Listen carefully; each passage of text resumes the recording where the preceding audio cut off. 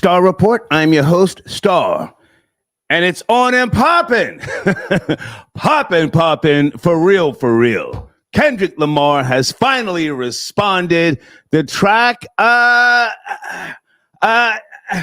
don't know. But you should not want the opinion of a 59-year-old man, soon to be 60.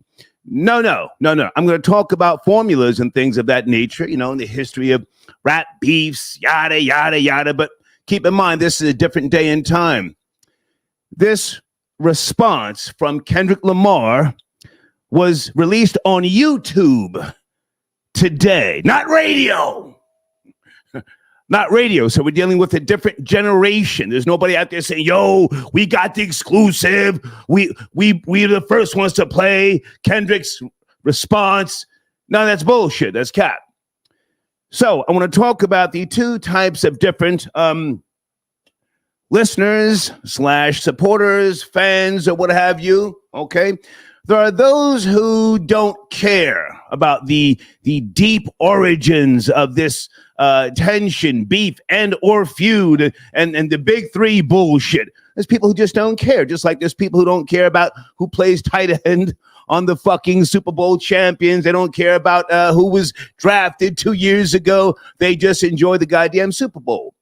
So there are people who just enjoy a rap, and I don't even want to say beef. That's an old term, a back and forth, And then there are those who want to do all sorts of deep dives and then correct other people. No, you're wrong. That's not what happened. Salute to those people, okay? I'm not doing that. It's not that deep to me. I am glad, however, though, that Kendrick Lamar responded. And this is the objective perspective. In case you guys don't know, I introduced being objective in radio once upon a time by way of urban radio. That's a fact. Everybody before me was either a fan, a groupie. They were doing shout outs and nobody challenged anything on the goddamn microphone. So with that being said, I think that Kendrick gave the people what they wanted. There's a landslide of media. I mean, mainstream media, NPR, Forbes, Rolling Stone, from the dominant society that are saying, ooh, he released a scathing, a brutal response.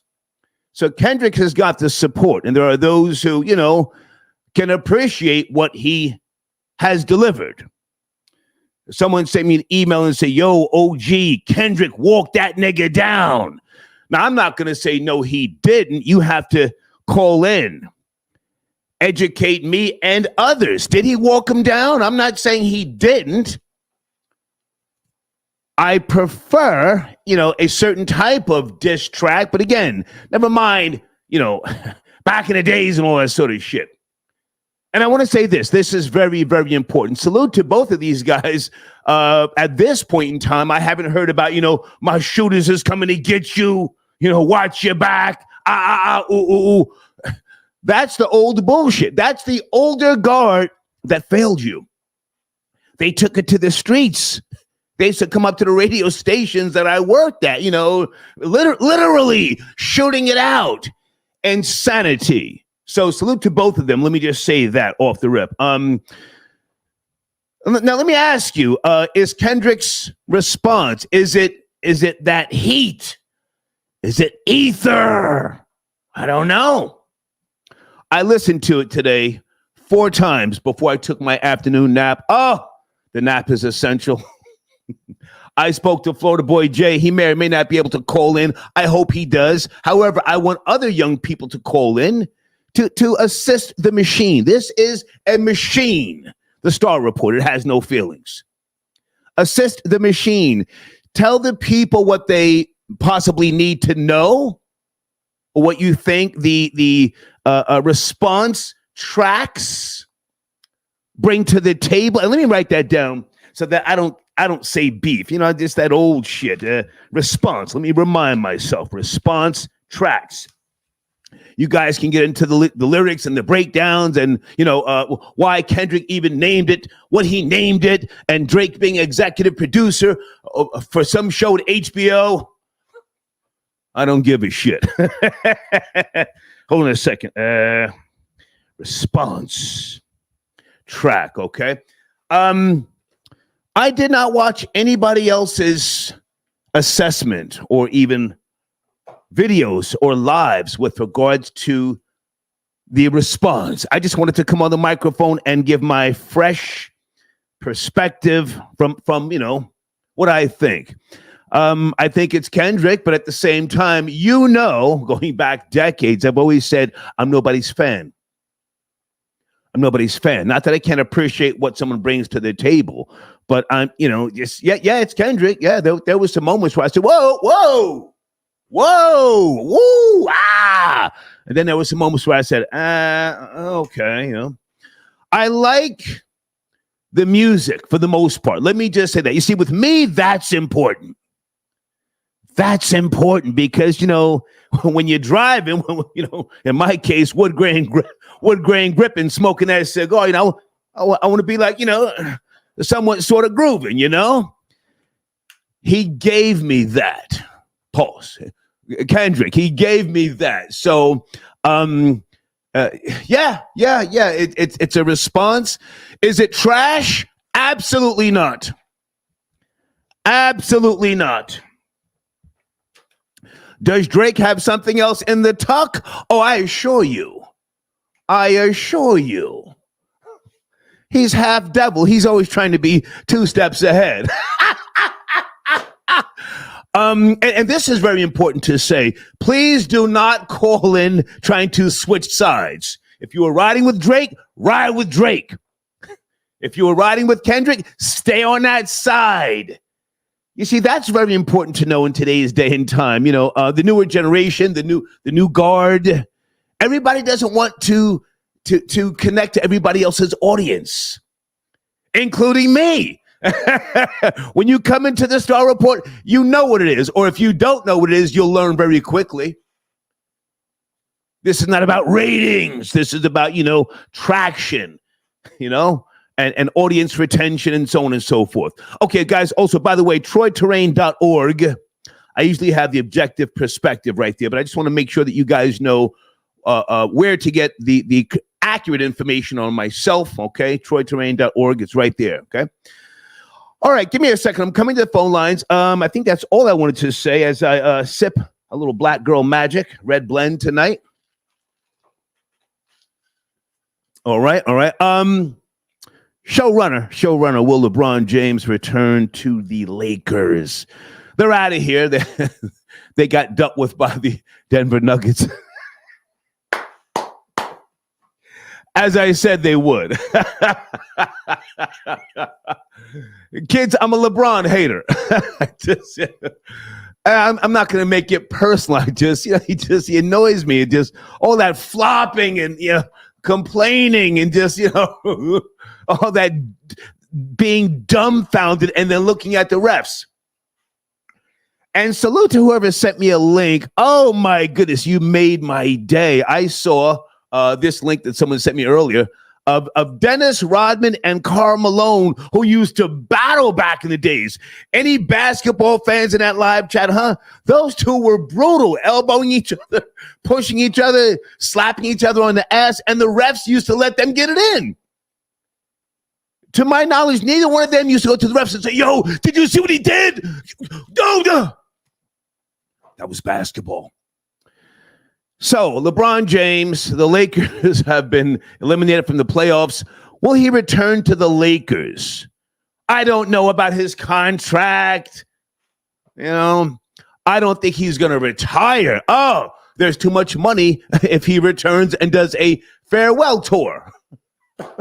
Right? That's where the big bag is. Go from city to city, state to state, cry. I want to thank everybody. So I don't think he's retiring. I don't know if he opts out of his Laker contract and goes to the Warriors. Would he get what's called a veteran payment? I don't know. Educate me. Or the vet salary? Well, listen, he's a hoe-ass nigga from way back. He once joined up with D. Wade. J.D. Wade and others, and that's when he got 2 rings, if I'm not mistaken. I forget, was it 2 or 3? I think it was 2. So he's one of those types of niggas. It's not about the money. Personally, I would like to see him go to the Warriors. He and Steph Curry get a ring. Oh, my God. Then you could definitely say LeBron or Jordan. Oh, my God. Phone lines are open right now, okay? All right, that's my showrunner. Will LeBron James return to the Lakers? I don't know. I don't know his contract. Also, guys, in the showrunner, there's something that I would like to discuss with anybody from Louisiana. Supreme Court just ruled in favor of wealthy people, okay? And St. George becoming officially incorporated in its own city. Salute to the mayor, whatever her name is, Sharon Weston Broome. Yeah, she's a Democrat from the East Baton Rouge Parish, and she's standing there. She's got a lopsided wig, and she seems, totally caught off guard. But if you go to the community section, you will see the link to the New York Post, and it says wealthy white people forming their own city. Salute to them. It's all about money, ain't a damn thing funny. Hey, thank you for your donation. Rob Lowe, can you call in? Let me know what's going on. He walked him down, dragged. Okay, we're talking about Kendrick Lamar. He walked Drake down, dragged him, then put the pistol in his mouth and bodied him. Okay, I'm going to talk about my real assessment later. I want you guys to educate me. Did Kendrick return and eat Drake's food? Are Drake's fans upset, huh? Or the Drake stands in their feelings, making excuses, right? Charlie, I got your donation. Thank you for tapping in. Yo, Star, stop the cap. That shit was trash. Charlie, I would love to talk to you, man. How old are you? Do you know hip hop? Kendrick ushered in a new wave. That's a fact. Do you understand his cadence, his wellspring of bars and his metaphors and other things? I'm not saying it was trash, sir. No, sir. But thank you for your donation. Terrence, got your donation. FBA claiming the new Kendrick diss as their anthem. Thank you, Terrence. We're going to have another conversation. Hang on a second, with regards to a lot of bum-ass FBA niggas. Yeah, bum-ass. Let me write that down. Bum-ass FBA niggas. Because a lot of you always talk, you're starting to talk that wee shit, and, some of it has to be slowed down. Okay, but thank you for your donation, all right? One more Cash App, and then we're going to get to the show here. Food, peace, and self-care. Thank you for tapping in. Star, the diss isn't quite oxtails. It's jerk chicken. Okay. Let's have that discussion, okay? All right, let's get to the phone lines. This might be Rob Lowe here. Hold on a second. 202. Good evening. Are you there? 202. Crown from DC. Kendrick, let's go. Put your foot in this nigga mouth. Good to hear from you, Crown. You have the floor. Was good. The Kendrick diss was phenomenal, and it made sense. All of the bars, he broke it down. The cadence, as you spoke about. Kendrick told us on his cousin's song that he would be doing different flows, and this different flow is giving me NWA. It's giving me that 1989 thorough. I don't give a damn who I offend. I'm coming at your neck. And he, like he said, and it made sense. Drake out here messing with young girls and these little girls, and you look like easy, sir. We have no proof. I'm not trying to get sued. Take it easy. No, not from that perspective. Yeah. If you remember the bar towards the end when he switched up the beat, he was saying you and Sexy Red, hanging together, y'all look like two bitches, and it made sense. That bar was fire. Now I don't have the lyrics in front of me. Did he say something about you should be twerking or something? What did he say? Yeah. You hang around with these females. It's like I mean, was really good. And then he spoke about him being not being a father, expressing that information. So, what you gonna do? You gonna get that Pusha T? Listen, I can't listen. Pusha T. Yeah, no, Crown, slow down. He said, how did he phrase it? He said something about you pushing me. You need to push a T. I said, whoa. I was driving. I said, whoa. Come on. Coming at this nigga's neck. So, I don't know if you heard Gilly speak about how corny the track was. Gilly's my cousin. Hang on, I hate to interrupt. Gilly's my cousin. He's the only one who I watched him. He's sitting in the car talking about his corn on the cob. No, Gilly. I fuck with Gilly heavy. He used to sell me guns back in the days, but no, it's niggas start snitching. But it's not corn on the cob. Go ahead. I'm sorry. Go ahead. Facts. I'm like, yeah. I mean, Gilly, you're a guy that's you're used to confrontation. You're used to being competitive. So it's no way you could have thoroughly listened to the track, even for the first time, and think that it was whack or corn on the cob, or however you put it. So I don't know what he was listening to. Maybe he was off a pill or something, but either way, that track was fire, and it might go down. Whoa. I'm saying it now. It might go down as one of the best.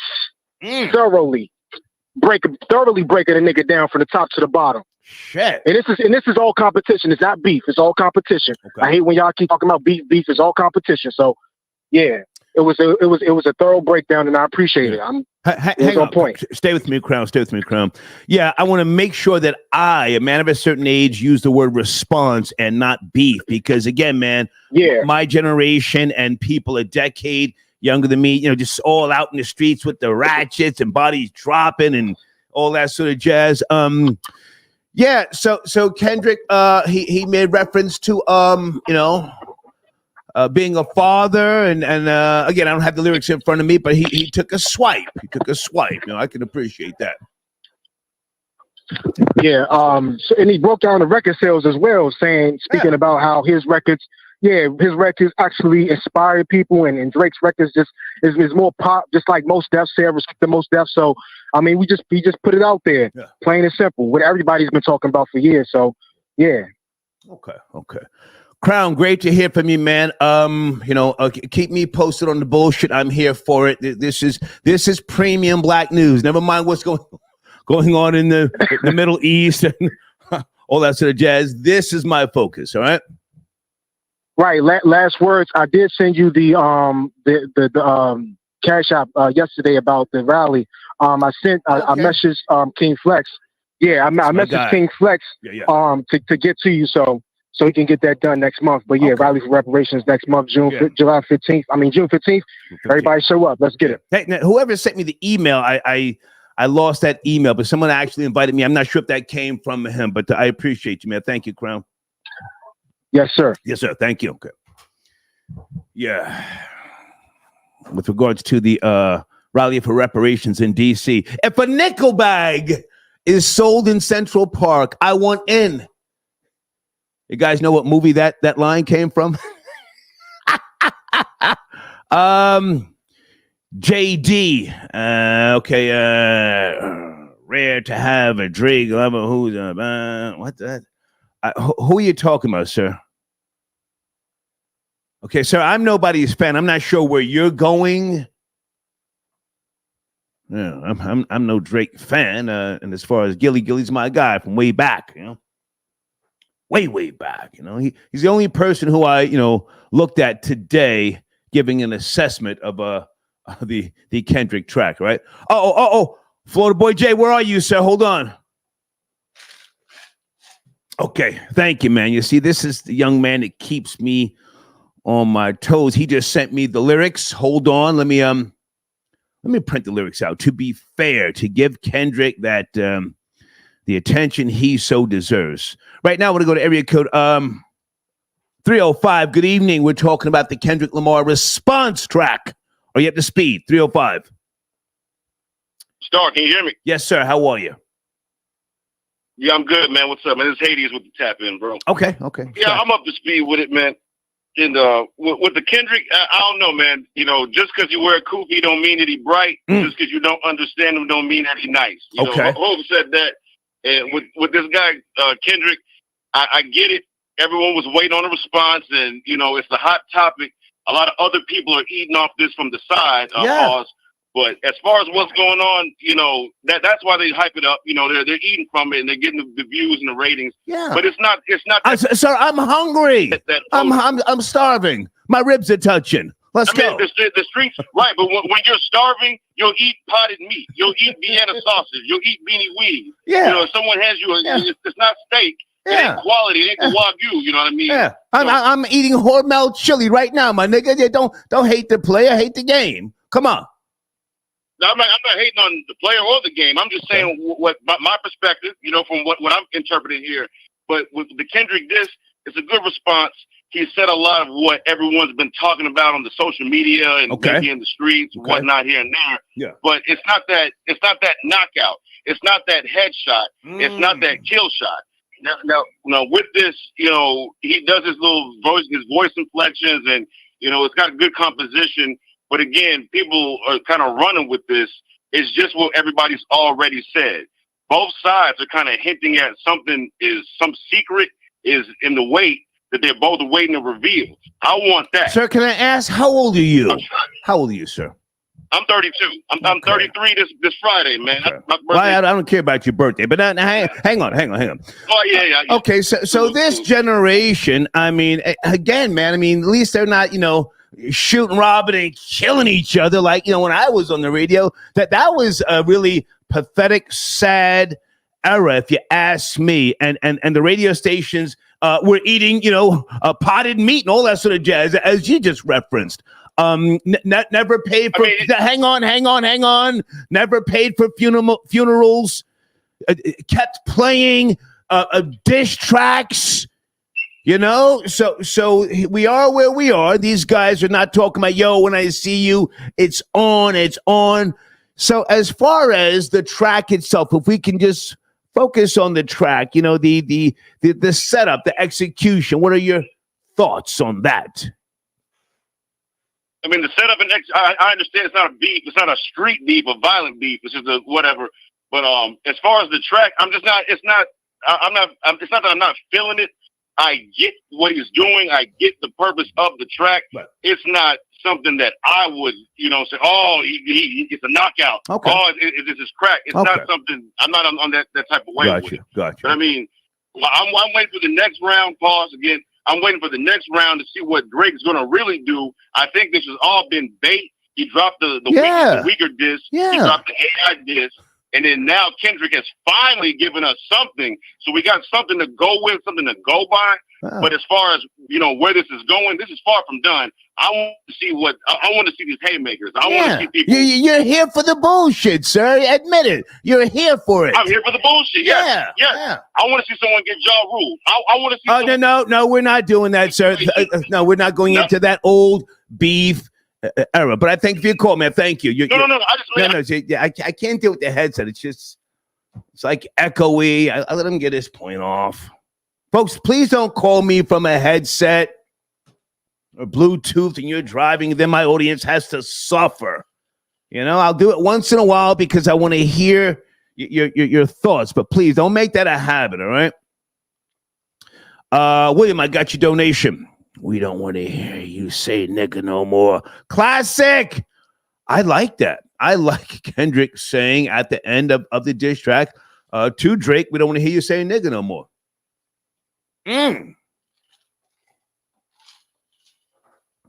Thank you, William, for your donation, sir.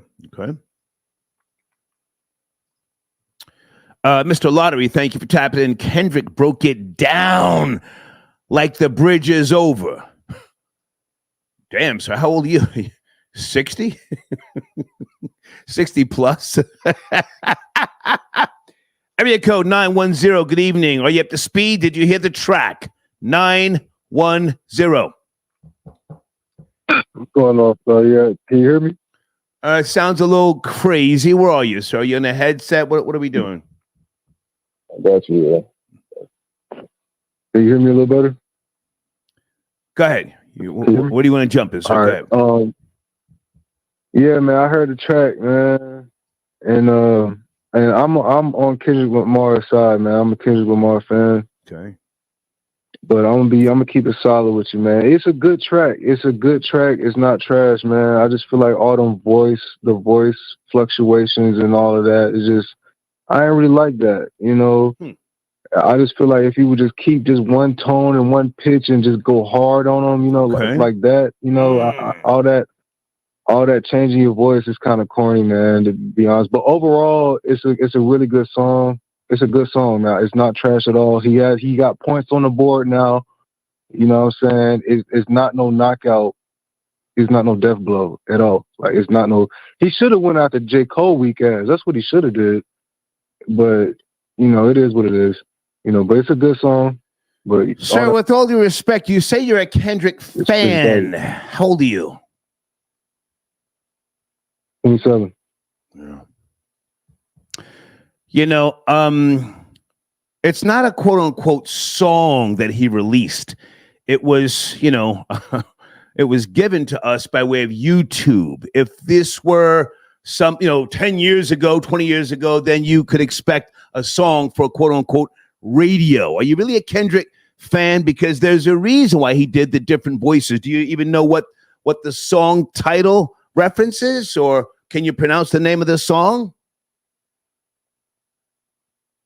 I mean, I forget the name of the title of the song. Let's get him out of here. That's a Drake fan calling here trying to put shit in the game. That's a Drake fan pretending to be a Kendrick supporter. Caught him. Oh, we caught him. Area code 586. Good evening. Are you ready? 586.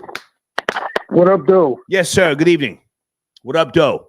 What up, Doe? Kendrick Lamar, he murdered Drake. Okay. He murdered him on this track. Mm-hmm.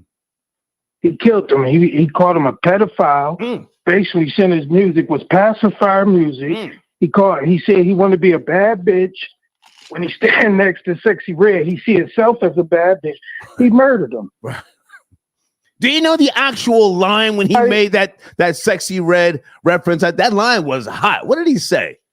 Do you remember the actual line? He said, when you stand next to Sexy Red, when you look in the mirror, you see two bad bitches. That's what he's saying. He's basically saying that Drake considered himself a bad. Oh, I got it. Go ahead. And hold on. And then he took reference to DMX. If you remember, DMX went to the Breakfast Club and he was like, I hate Drake. I hate the way he walked, the way he talked, the way he dressed. I caught that. So when Kendrick was spitting that, see, people didn't catch that. Some people didn't. Yeah. So you gotta, if you understand music and you older, the lyrics, you would know that Kendrick murdered that nigga. Yeah. Okay. In the world of lyrical execution, setup, wordplay, yada yada yada, can Drake respond, or is he just going to be on that on the wave that that the girls like, and this may not even be a thing where people can accurately say who won or who lost. Maybe it's just going to be two separate audiences that prefer their artist response tracks. Yeah, that may be true in the grand scheme of things, but Drake know. See, the peers gonna know who really won it. You know what I'm saying? Okay. Everybody who a fan, they gonna go with who they fans with, but the real lyricists, the real people who into rap music, they know what's going on. I like the why. I told him it's 20. He said it's 1 verse 20. He said it's him versus all Drake's ghostwriters. Kendrick was going in on his ass. I'm Googling something as you're speaking. I like the and this is Mike Ski from the 313. It's been a minute. Okay. I like the YNW Melly bar. Oh, that was hard. Yeah. What he said they all friends. You know what I'm saying? He's like, okay, we friends. Well, if that's so, I want you to be. I'm YNW Melly then. And YNW Melly responded, but I didn't get a chance to catch his response. I just saw the little thumbnail, but Okay. So does Drake have another track coming? I'm saying Drake will respond Maybe not this week, but next week for sure. Drake's coming with another headshot, I believe. What say you? I think he gonna respond probably Saturday. Ooh. I think he gonna respond soon. Oh, cause he been baiting them and talking about we waiting on you. You know, he did the little AI Tupac shit. Mm-hmm. Oh, and Kendrick killed him with that. Mm. You know what he was saying? You know how he was when he mentioned Tupac. He was talking about the ring that Drake got. Mm-hmm. That's Tupac ring. When he was like he had double the money for it. Mm. Like Kendrick was going off, man. Kendrick was talking about all kind of shit. Let me ask you a question because, people have been saying that Kendrick had some ether for Drake for 4 years. It sounded like to me that this was a pretty much a new response track. Do you think that he had anything from that 4-year period where, you guys never heard anything? Or is this a brand new response, in your opinion? I think this is a brand new response, but I think he got another one. He got the detonator. Because in this response, he was telling them, he was like, let's keep it friendly. You don't want me to go there. And he told him he don't like girls. Like everybody, Drake would paint his nails and all this stuff. I think Kendrick, he got a real bomb. So he was like, hey, let's keep this regular friendly because I'll take it there. Yeah. Hey, man, I appreciate the call, but before you go, will LeBron James return to the Lakers? The Nuggets knocked him off. That was a brutal beating. They looked horrible. And, I don't know. So this what it is. Look, it all depends on what happened with his son in the NBA draft. Wow. That's what he going to wait on. Wow. So we won't know, like, after the draft. It just depends what happened in the draft. I think that's what he's going to wait on. Because he about ready to hang it up, man. So I think he want to play with his son. So when is the draft? When is the NBA draft? In June. Do you think Bronny? In summertime. You think Bronny's going to actually get drafted? He might come on as a walk-on, man. Now that nigga's trash. And he trash. And he has a medical condition, respectfully. Like doing that powder. Easy. We don't know that, sir. Slow down. Thank you for the call. Thank you. Okay. Don't start accusing niggas of doing powder. Area code 201. Good evening. We're talking about the Kendrick Lamar Responds track. Your thoughts? Did you hear it? 201. Yes, sir. I heard it a bunch of times. I thought it was appropriate. It was dope. It was fire for what they're doing right now in this culture. I don't want to slow down the show. I got a bunch of stuff if you want to lead me, but I can just tell you what I thought about it. Well, just take your time. Be mindful of the language. Don't call people crackheads and say that they're doing all sorts of drugs if you have no proof. Let's just clean it up a bit. I ain't got no problem with that. Like we've talked a bunch of times. I'll just run some stuff down real quick. Well, I don't know you, sir, but I don't want to get ahead of anything. Go ahead. Look, So I thought the track was fire. Y'all talked about already the certain lines that I think that people was like sticking to, like the end line, like when he say nigga no more. Also the lines within the shit, that YN Melly line was crazy. Mm-hmm. That was crazy. And then there was a couple of other things in there, but I'm 46, so I've heard, real diss tracks. And then even when Kendrick was like, yo, I don't want nobody to die over something I'm going to say, and then everybody feeling bad, or, how he related it, it wasn't even in that context. But I just wanted to say, like, I thought it was a good track. It covered all of the dishes you got to do. I wanted to kind of piggyback off the last guest you had, because he did cover a lot of stuff that was dope. Like, a lot of people don't like when Kendrick do the sounds and stuff like that or whatever. However, when you know, and it fits right now. Like at our age, you got me by, I think, about 9 years maybe, or something like that. But at our age, we gotta, not listen with our old ears. You know what I'm saying? We gotta just be like, all right, cool. Like, here it is. Right. So that's where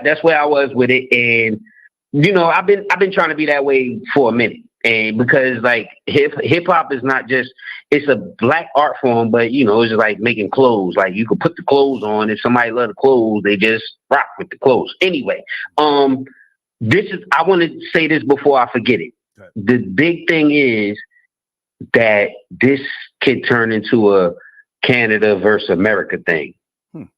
What do you think about that?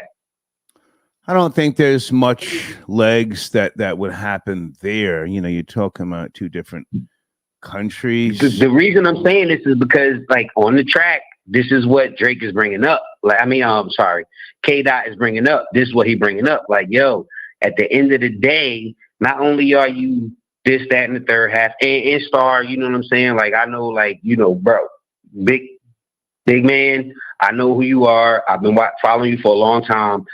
I'm not going to even bring like, I can make it as a joke that you're half, and so you're on Drake's side because you half white, but I'm not even doing that. I'm just saying that K-Dot is bringing it up because it's like, that's the angle, you know? Like, the angle is like, all right, fuck it. We had some Canadian motherfucker in here saying the N-word, excuse my language, saying the N-word all these years, and now this how I'm going to get him out of here.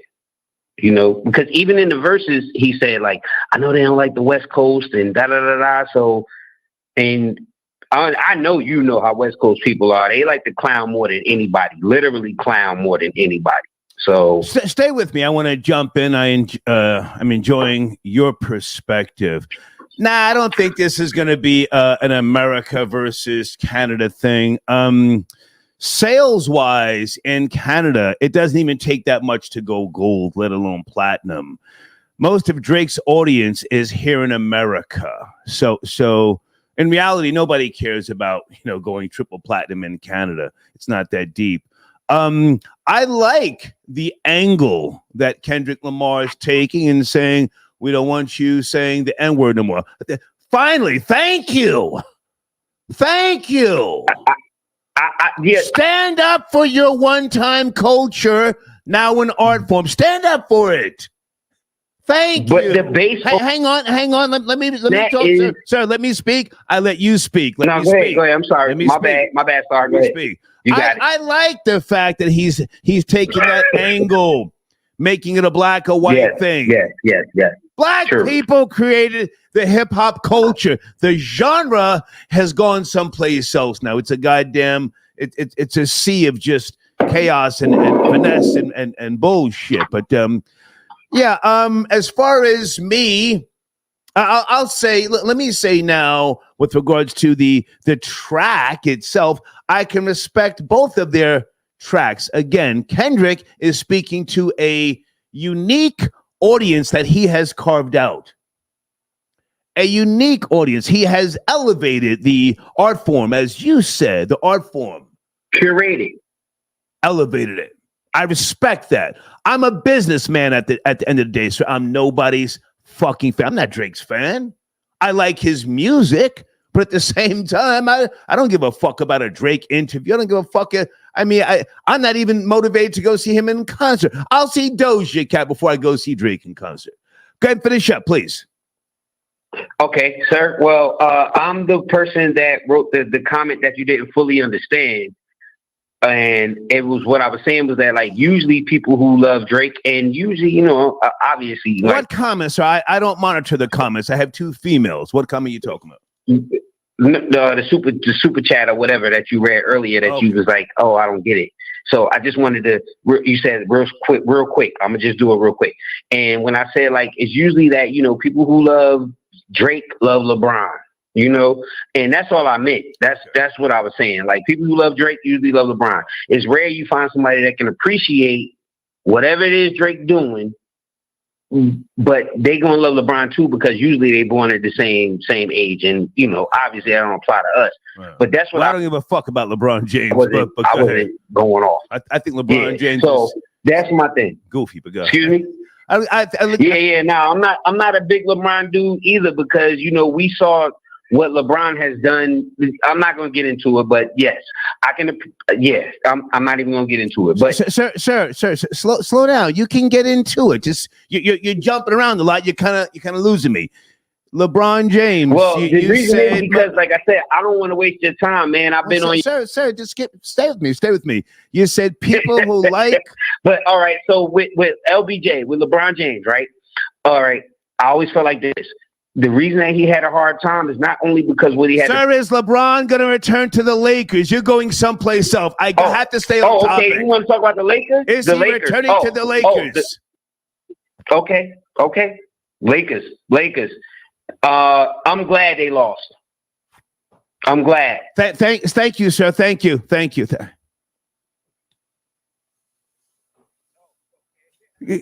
Troll babies, was that me? I tried.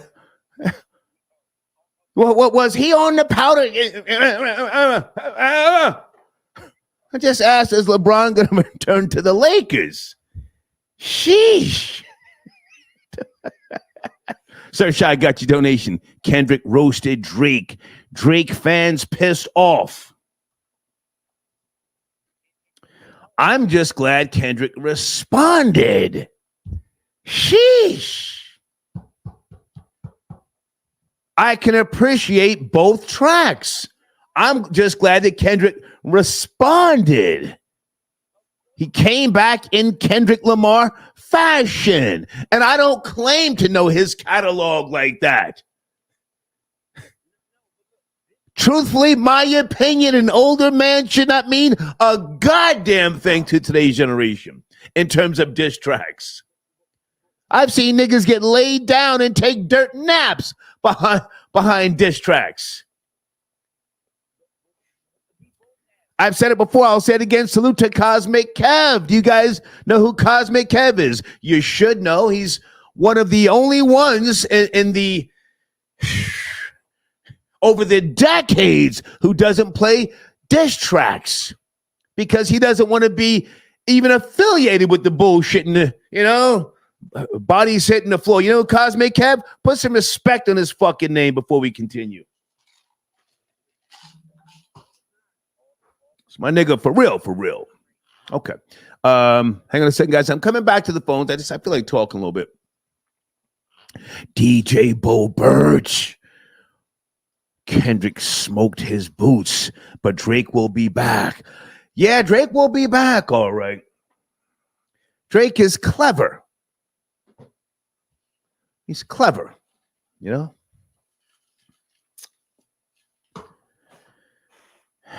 Clever, not necessarily intelligent. There's a difference between being clever and intelligent. And Kendrick said something about, did he call him a scammer? I don't have the lyrics in front of me. You guys call in with the lyrics and the quotes of what he said. He was speaking some pretty deep shit there. Thank you, Bo Birch, for tapping in. Hold on a second. Let me take a sip of water. Sir, thank you for calling in the last guy, but just you were throwing me off, man. Where is area code 510? Who is that? Is that Sir Shy 510 tapping in? Yes, no, maybe. Just going Hip Hop Highlander. Hey, Sir man. Shy in the building. Good to hear from you. What's cracking? Oh, man, just got off work, man. I was able to listen to a little bit of the Kendrick song. I couldn't really listen to it at work. But it sounds like from the audience that Kendrick gave him a nice little two-piece. Seem like both are not really, pulling out the bazookas just yet. Mm-hmm. But here, I'll be honest. Sorry, listen to me. As you know, I'm from the Bay Area, and I'm a transit operator in the city of San Francisco. Okay. So I drive the buses, and I, operate the trains. When I pick up these kids from school and they listening to their music and stuff, right, they're still bumping the song from Future, Metro, and Kendrick. I mean, it's almost May, and that song came out in March. So Kendrick, in my opinion, had already won the war. Nobody's put the kid. See, I listen to the 13, 14, 15-year-olds, the young kids. Drake has to understand that his fans have grown up. They're in their 30s, 40s now. But somehow Kendrick, to this day, can still connect with the young folks. or at least his fans are passing down their music to their little brothers and sisters, to their kids. So, I mean, I listen to Euphoria. Shout out to Red Pill. I mean, salute to Red Pill and Blue Pill. They broke it down on Instagram. So great guys. But now hold on a second. Great guys. Hang on a second, Yes, sir. Sir Shy. You said you're a transit operator. Yes. Okay. I thought you said tranny. I just want to be sure. Transit. Right. No, transit operator, Muni. You know. All right. Yeah, Hang on. You say you listen to 14 and 15-year-olds. Where, might I ask, are you around 14 and 15-year-olds? Are you in their chat rooms? Where does a person? No, Star. I'm asking. Are you a father? I don't listen to. I don't have kids, biological kids. But where do you listen to 14 and 15-year-olds? You said it. I'm just curious. But I have on my route. I got school trippers. I do Galileo. I do Washington High School. I pick up all the kids in the morning, and I got to do the school tripper at night. So that's my route. I'll be like, "What y'all listening to?" They be listening to Tyler the Creator, or they be listening to Doja Cat, Kendrick, whatever, But yeah, just from what So you have conversations. You engage 14 and 15-year-olds at your place of work. I just want to be Let's not clear. Don't do that, Star. I don't even chop it up with them like that. It's just a small talk. They pay their fare. They go to the back of the bus and act a fool. Yeah, put your money over.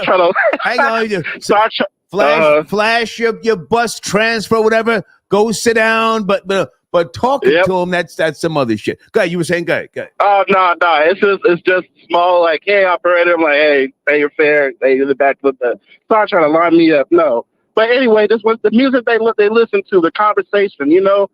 I got to do something. I'm driving the bus. I just listen to them chatter about bullshit. Yeah. They bumping Kendrick. Okay. They bumping Kendrick, man. Okay. And if they're bumping Kendrick, then and nobody's bumping Drake anymore, maybe he got phased out. I don't know. Okay. All right. Sir Shy, before you go, will LeBron James return to the Lakers? I need to know. Do you know basketball? Yes, I know basketball. Unless Team Light Skin apologizes to LeBron, he might go to the Warriors. If Steph Curry's willing to humble himself and ask LeBron to join him in the Warriors, right up here, he'll consider it. But apologize why? For those who don't know, apologize why? What do we miss? Up here in the Bay, these Warrior fans think that Steph Curry is the next best thing, but he blew a 3-1 lead. He's always missing the playoffs every other year and had to rely on a dark-skinned Kevin Durant to go against another dark-skinned LeBron. So I really can't give Steph too much. But you said apologize to LeBron. I don't understand what you mean. Apologize to LeBron? Oh, yeah, apologize because you went and got Kevin Durant instead of face LeBron straight up after the 2016 finals. He should have said. He just should have hit. If you had Klay Thompson, you got Draymond Green. What you need Kevin Durant for? But they went and cheated the system. Okay. Skip Bayless, of course. The reason why there's so much LeBron hate is really because of Skip Bayless. That's what makes LeBron so great. Nobody in NBA history has a white devil on their shoulder for 20 years. 20 years. I disagree. Made a career. I disagree. Nobody gives a fuck about Skip Bayless hating on LeBron James. Really? Really? Hang on. I'll let you speak. Okay. Yes, sir. He's just, his demeanor is just, he's corny, man. He's one of the greats. Yes. But people like myself who I don't watch Skip Bayless. I don't know his history like that. I mean, I've watched him, from time to time, but I don't care what he thinks about LeBron. That doesn't make me say, LeBron. He's goofy. He's corny. He flops. He travels. My God, he travels, and he always complains. So the question, will he return to the Lakers? Please finish up there. That's the question. Will he return to the Lakers? It's 50-50 right now, unless they make some changes at the guard position with Austin Reeves and D'Angelo Russell. It's 50-50, but if I had a gun to my head, yes. Okay. Gun to my head, yes. Okay.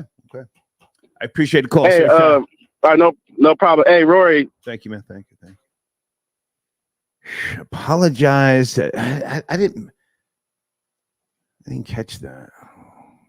Steph Curry is one of the greats. It's a fact.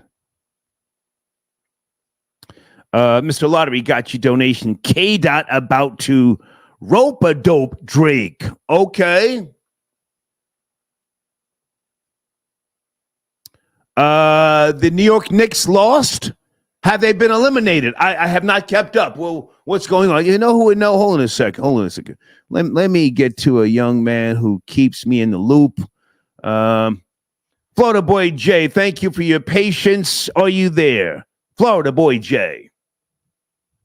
Yo, hey, listen, real nigga network, real nigga shit going on. Yeah, man. Let's go. We are in the building. What's going on? What are we addressing?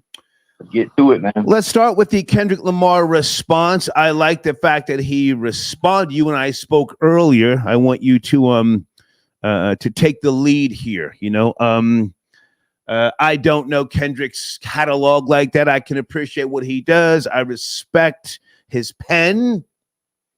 And it seems like there's a nice consensus of people saying that the response was brutal.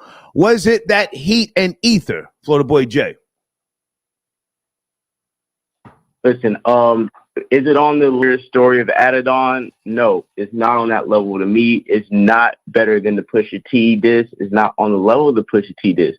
But I think it was a good response. I think on my scale, 1 out of 10, I'll give it a 7. I give the Drake track a strong 7. Right. Which one is better? Me, I'm going to say it's going to be the Kendrick Lamar track. But in my eyes, it's not only because of the fact that Kendrick got to focus on Drake while Drake chose to take other targets. It was the double entendres, the triple entendres, the things he said the day he dropped the diss, the way we can dissect the bars.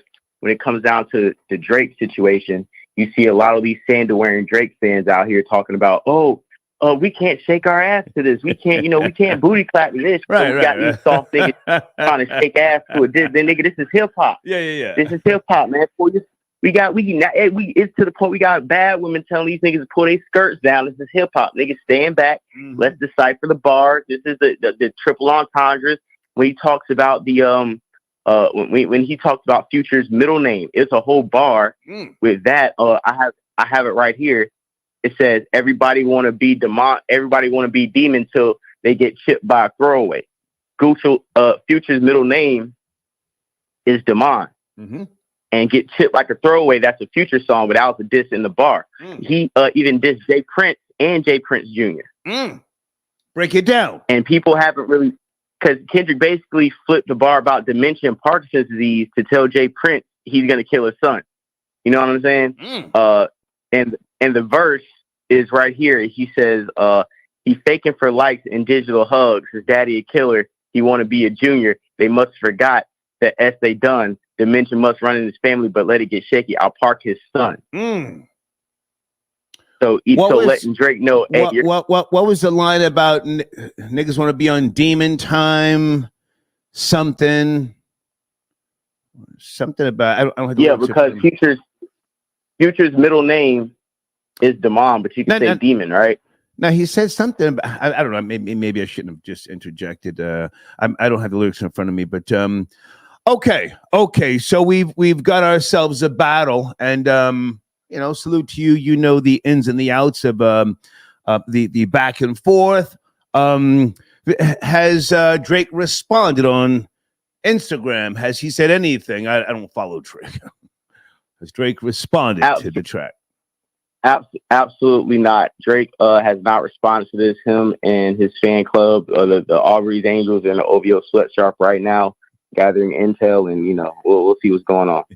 But we still got a lot to break down. The Euphoria meeting.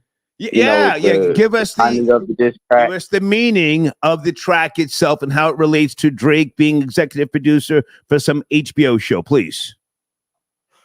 Yeah, so pretty much Drake is executive producer of this HBO show called Euphoria.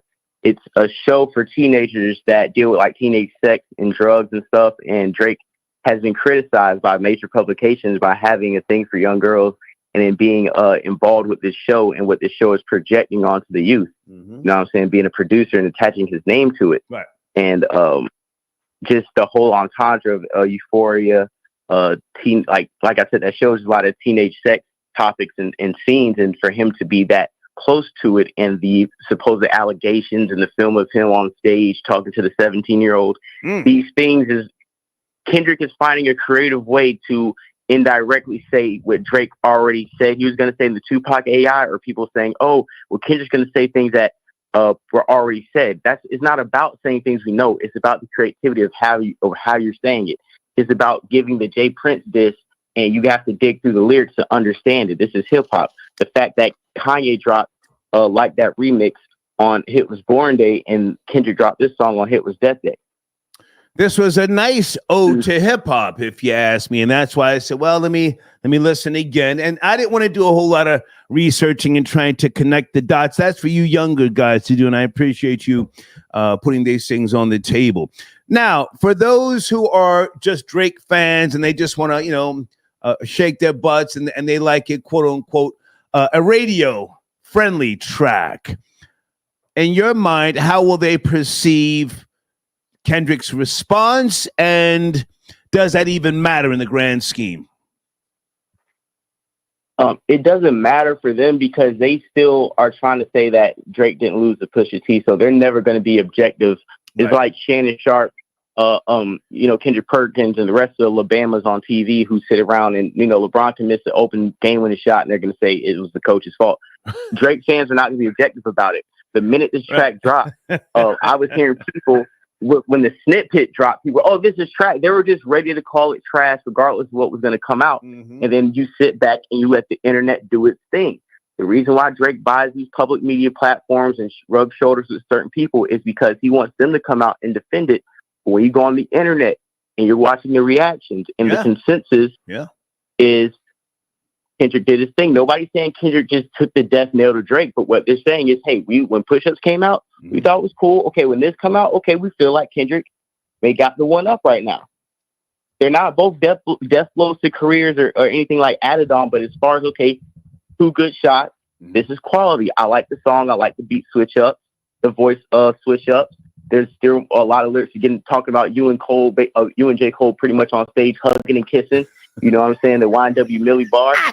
Just showing these fruitcakes what time it is. Yeah. Showing these waffle-colored fruitcakes. I'm like, man, get out of here, dog. This is hip-hop, man. Like, on some real, man. These California, man, when this record dropped, these California niggas was ready to rob niggas on the highway.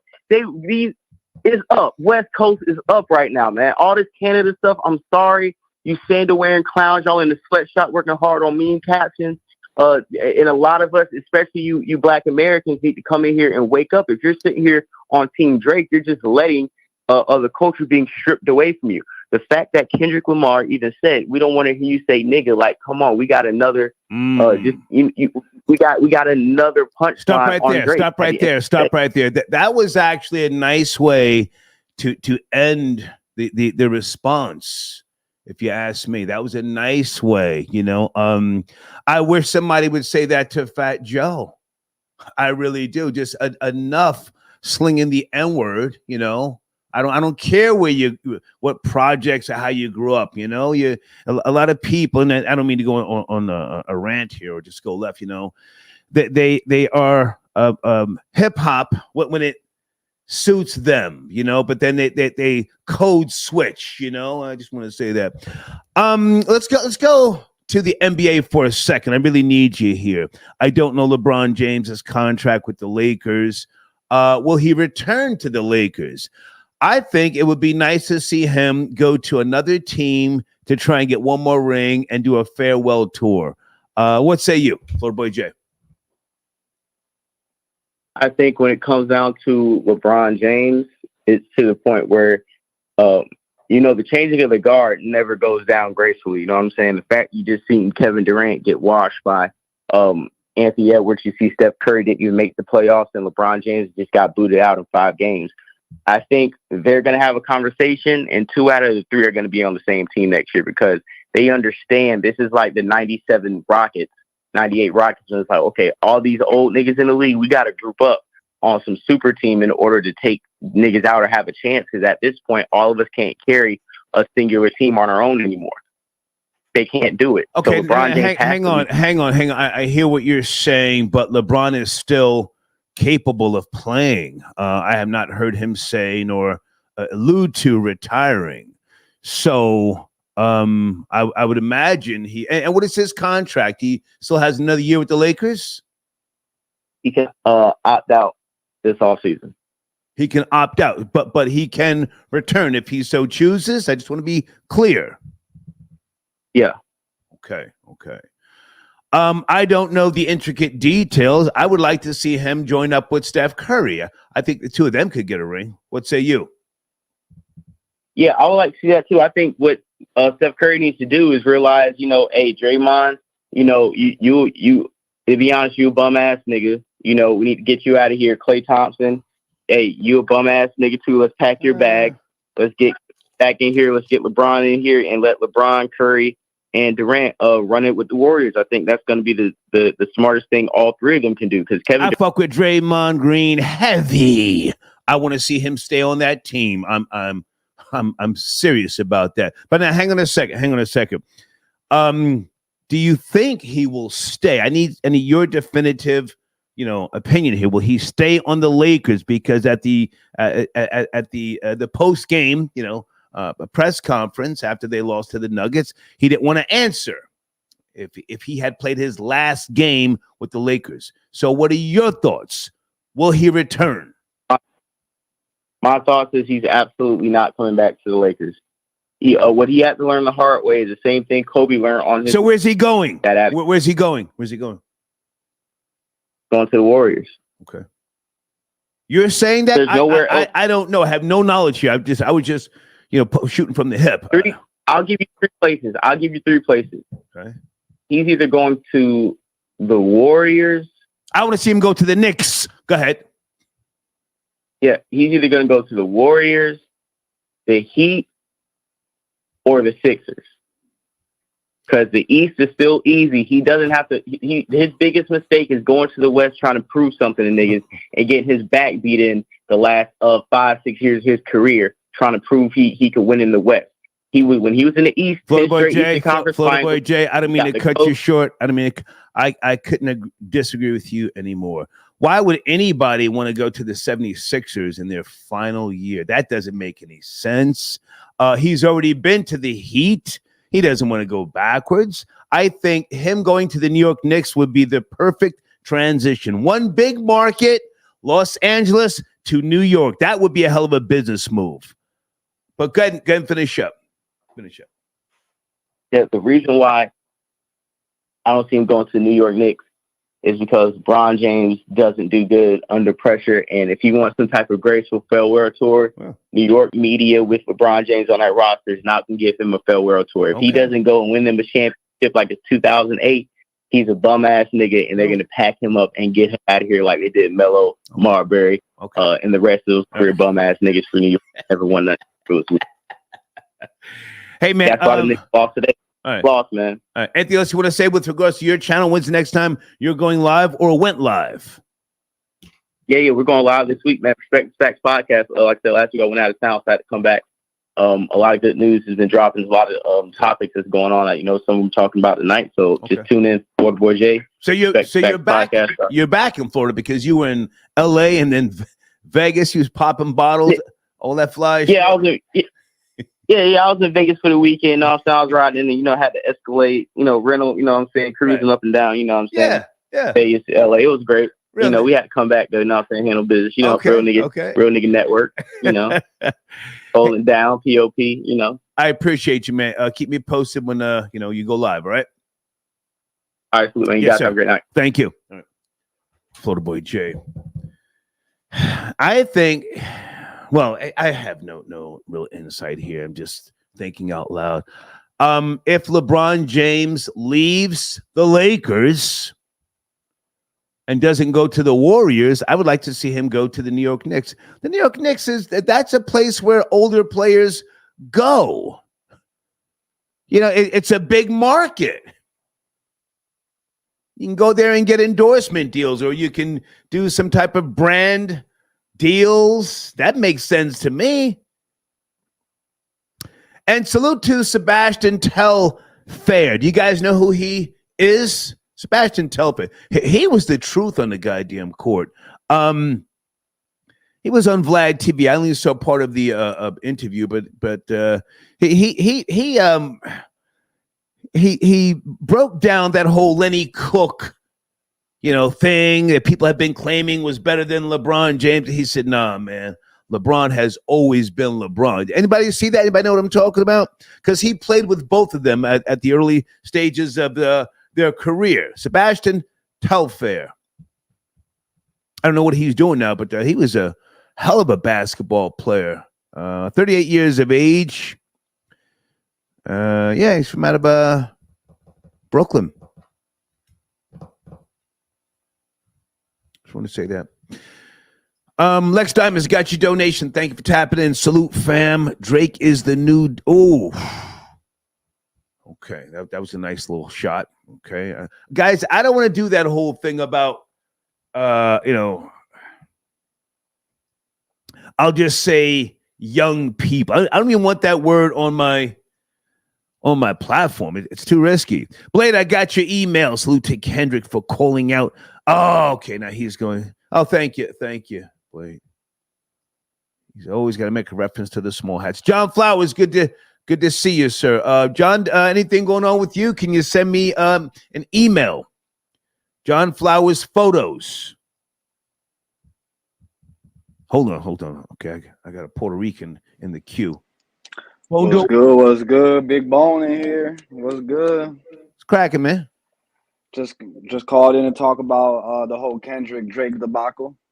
Okay, is it a debacle? And where do you stand? Are you a Drake fan? Are you a Kendrick Lamar supporter? Who are you? Bone doing work. Well, you see, I'm calling this how I would call a fight. You got to call it down the middle. I'm not really a fan of either of them. Last week when I called in was after the Tupac diss dropped, the one with Tupac's AI. And I said that Drake was up. Now, I think that Kendrick might be up a little bit, if not even the score. I think the song was that good. Yeah, I think he hit him everywhere where it hurts. Everything he said was like true and it hurt. And that's why I think Kendrick is getting him. Because, Drake on his disses, he's almost dissing him on some jiggy fly. You know what I'm saying? Like, I got more money. You know what I'm saying? You wish you could do what I would do. But Kendrick's hitting him exactly where it hurts. He's literally questioning his blackness. And I think that's the ultimate move right there. Because I was telling my homies, all Kendrick needs to do as he should. Yeah, I've always thought it was goofy, but yeah, he's hitting him. You from the suburbs, nigga. You don't know nothing about growing up. 5 people sleeping in one bed, pissing on each other, fighting over the Cheerios, sharing sneakers, and what is that shit they say in the slum? Yo, I had to share pants with my sister. Oh, that game goofy cockroaches shit. In the cereal. But yeah, Kendrick needs we had to burn candles because they used to cut the lights out every couple of months. Fuck out of here. Come on. Facts. That's what I'm saying. Like, Drake, we know, has never experienced nothing like that. He was like a child Hollywood star, making more money than probably most adults by the time he was before 18. You know what I'm saying? He was getting that money. But yeah, he was saying a lot of true stuff. I got quotes that I thought that were stupid crazy. Like, he insinuated that maybe Drake has rats around him when he said, "I know some shit about Gunna that'll make I know some shit about y'all. Yeah, that'll make Gunna look like a saint." He said that about him. I thought, he's just hitting him everywhere it hurts. I got all the quotes right here. Yeah, he said, "I know some shit about niggas that make Gunna wanna look like a saint. They ain't been about critics, not about gimmicks, not about who the greatest." Yeah. But yeah, they just going in on him. Shit. Hang on. Fly shit. He went deep. He went hard in the paint. Fact. I still think Drake is up, though. I want to say that now, and then I'll elaborate after you and I finish speaking. Go ahead. Okay, I thought another.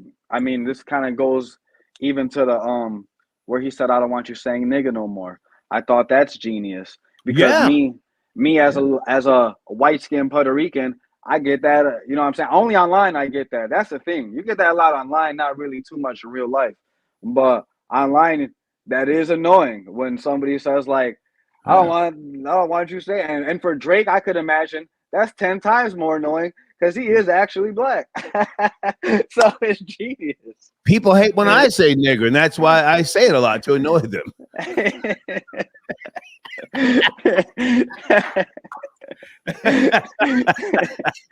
So we can't stop. All right, so where are we now? Because you're in Milwaukee, right? Yes, sir. Yes, sir. Milwaukee, 414. Milwaukee, you're out there in the beautiful suburbs yourself. Yeah. You're a Puerto Rican descent, but you grew up eating high on the roast campoya, right?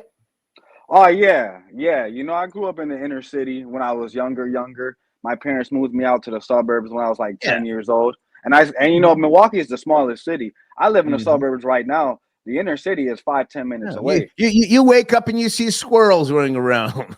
All white people around me. All white Life people is around good. me. Life is Yes, good. sir. I live So in a where are we cul-de-sac now? area. Where are we now? Will Drake clap back? If so, when? And does Kendrick Lamar have the ether in the tuck?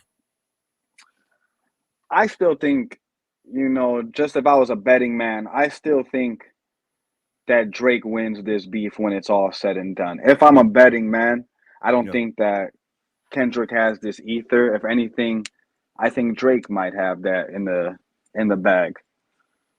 I'm just going off if I'm a betting. I think Drake has like the super industry behind him. I don't want to say the J word, but Drake is that, and I think he has that behind him. Okay. And Kendrick right now, yeah, I mean, I don't know. It's getting close though, because at first I thought Drake was just gonna wash him, but this Kendrick track got me thinking like maybe he has enough. Maybe with all these Rick Ross, Future, Metro Boom, I'm and The just Weeknd. glad he responded. I'm glad he responded. Same. Last time I called in, I said he was too cool to respond. He was probably gonna respond months later. You did say that. You did say that. Yeah, I thought he would respond on his album, if anything, because his album's supposed to drop next month or in 2 months. I rode with the West back during the whole East Coast, West Coast beef. so it's nice to see, a nigga from the West, clap back. It's nice, yeah. And you can tell that that Tupac bar got to Kendrick because he mentioned it in the song. I think that did get to Kendrick. He said something about the Tupac rolling in his grave, mentioned the rings. So I think that did get to Kendrick, which makes the Tupac this song even better, if you ask me. I still think that's the best one out of all of them, even though you mean tailor-made the freestyle. Yeah, where he has the AI Tupac and the AI Snoop Dogg. I still like creatively. I still think that was the best one, but Kendrick came on some, like I said, personal, like hit him in the chest where it hurts. I think that's what this was. He basically said the culture don't rock with him. But Bone don't work. I have to say, with all due respect, if you think the tailor-made freestyle was the best one, you've just lost all credibility on this show. I like the Tupac and I like the Snoop Dogg. Yeah. It's creative.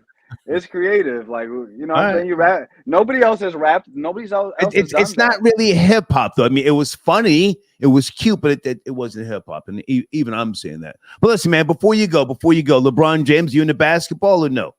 No, I'm just a big boxing MMA guy. I watch a little basketball, a little bit. I watch playoffs every now and again. Bucks getting cooked. But I think LeBron James, if they bring his son, he'll stay. That's what I've been seeing a lot. Like, I don't see the Lakers play with his son. I don't see the Lakers drafting Bronny. Even if they could keep LeBron, you think? Like, if LeBron's like, I'll stay if you draft him. No. It's not gonna happen. We'll see. Yeah. I can't even see him leaving the Lakers, to be honest. I just feel like he's like, it's gonna be, if he leaves the Lakers, it's gonna be the biggest news on ESPN. Like, he's got to do something because they're trash and they look like trash during the playing against the Nuggets. They've been losing to the Nuggets, I think, either 10 or 11 games straight. But they got one game off, during the the playoffs, but they got to do something. The team that they have now is not going to be a strong contender for the championship next year. They got to do something. I mean, and that's my opinion. Well, listen, man, I got to take other calls. Good to talk to you. Good to see you, man. Peace out, man. Good talk. Yes, sir. Thank you. Okay. Bone doing work. All right. All right. Guys, thank you for your support. Bath Salt Zombie got your donation. The fact that Kendrick released this diss on. Oh, okay. Wow. Someone is supposed to be 614. Are you there? Area code 614. Yeah. What's up, Star? What's good? Is this Guns Butter? Yes, this is Guns and Butter. All right. Thank you for your patience. Do not mention that name, sir. That's in that live chat, or I will get you off the line, sir. I do not own YouTube. Don't do it. I'll get you. I got you. Go ahead. No doubt. Go ahead. So, yeah. So just thinking about this diss, man. I'm an old nigga. I'm checking in. Okay. I'm 43 years old. Okay. And when I look at this diss track from Kendrick, he's barred up. I think when you look at this, it is diabolical, as I mentioned in the chat, right? But also, when I look back in the 90s, I think of DJ Quick, Dollars and Cents, getting that MCA. I think of the Common, the Bitch in You. I think of Ice Cube, No Vaseline. His bars were good, but I think the delivery needed some difference. The accents take away from it. And that's something that he took from, let's be real, Eminem made that shit popular. And Kendrick don't need to do that. He's barred up. He's lyrical. Why do you got to do that? Like, it takes away from the diss. Come with that scathing ether. And if you want it to be that, you got to change that. You got to change the format. Now, it was still a good diss. I'm sure something Drake's got in the tuck, and I'm sure K-Dot has something in the tuck. And I think, honestly, he's just trying to bait Drake into this. So, again, you look at this, it's diabolical. Okay, can I respond? Go ahead. Okay. I think it's sacrilege that you said, Kendrick Lamar borrowed something from Eminem. If anything, the Control verse was inspired by cannabis. That cadence, that flow. Let me just say that off the rip. With regards to Drake, Drake's got that audience. That audience is going to ride and die for him. No ifs, ands, or buts. Let me say this, and you say how you feel. I think Drake is still up, not because I think the track is so much better than Kendrick's track, but I think the consensus, the marketing, the push, they're going to find ways to make it seem like, well, Kendrick, Kendrick, he fought a valiant fight, a great effort, but, Drake ultimately got him. I think Drake is still up. And again, that's not my personal feeling. That's just me looking at the business, the landscape. Lyrically, I think Kendrick did a great job, objectively speaking. Go ahead. Yeah, so I would agree with that to an sense. And what I would say is Drake is the modern version of Jay-Z. Kendrick is the modern version of Nas. So when they had that beef, Jay-Z at the time, he was probably the more popular artist. Nas didn't release as much. Jay-Z typically would hit you with an album every single year, keep that heat out there for you in the summer. Drake is similar in the sense of the way that he releases music. So when you look at the two, Kendrick is for the people. Jay-Z may be more mainstream or more popular. So I think from a mainstream perspective, even though I think Ether is a better diss, I do feel that there's a ton of people that still respect Jay more. They like to take over better. And unfortunately, Sir, can I jump in? Because, you're sounding old. With all due respect, nobody cares about the Jay-Z Nas beef. We're talking Drake and Kendrick Lamar. I'm just saying there's parallels. Okay, that's it. No, sir, you're high. You're high on camel shit. Bring it up to date. Bring it up to date, sir. With regards to what Drake has done and Kendrick Lamar. Can we keep it there? We can keep it there. We can keep it there. Please. So, but yeah, no. But honestly, though, I think Drake's track, I think the production value was a little bit better. I still think Drake is probably just an edge up, maybe. But at the end of the day, when we hear these final diss tracks, again, I think they both have some heaters in the tuck that's really going to say, okay, ooh, that was the one. And I think that's what we're waiting for. We're both waiting for these guys to be baited at this point. Listen, man, I'm letting you speak. You're on hold for a while there, but okay. Well, what about now? Right now, in your opinion, you said Drake is slightly ahead. Is that what you said? I would say barely, yeah. And it's only because of the production value on his track. Drake had some nice bars on his diss. And again, I don't think these are the ultimate in your career diss tracks. Neither one of them.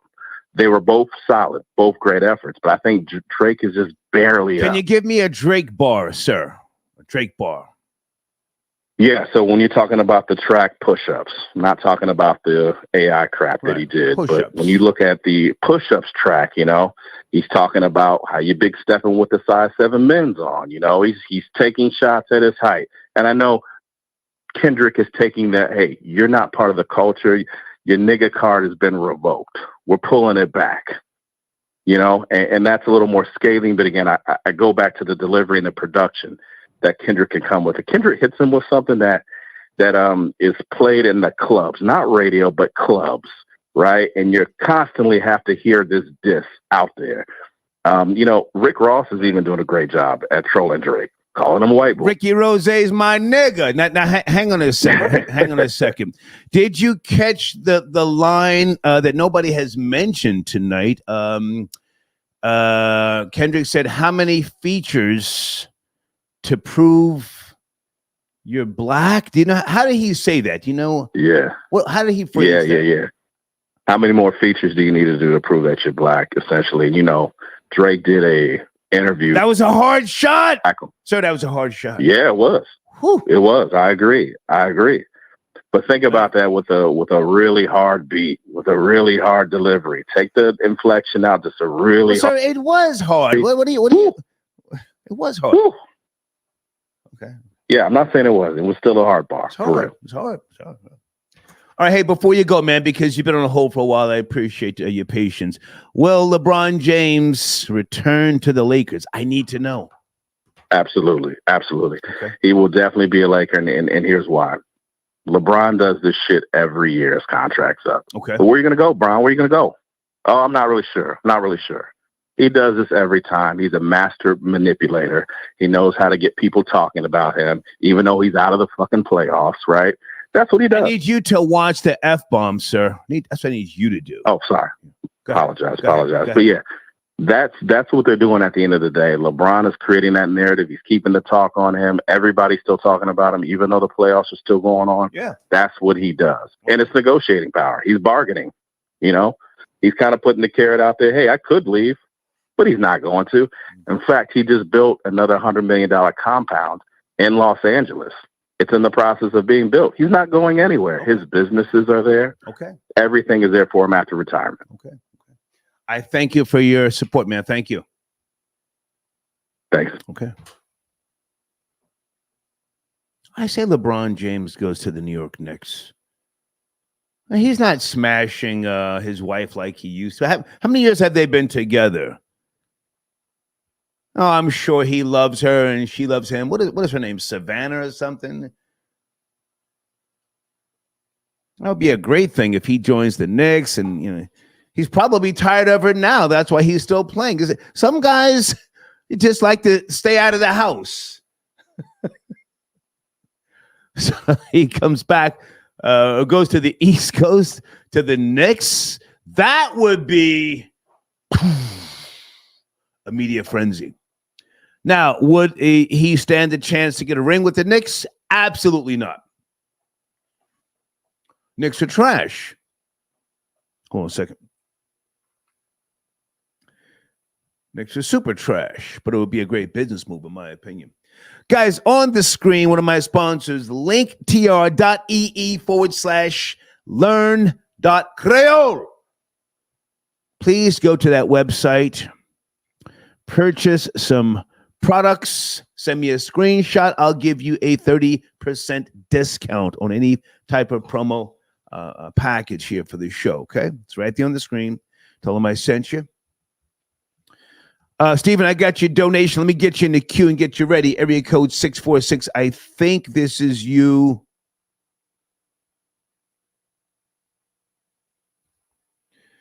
I'm coming to you. Give me 5 minutes. 5 minutes. Okay.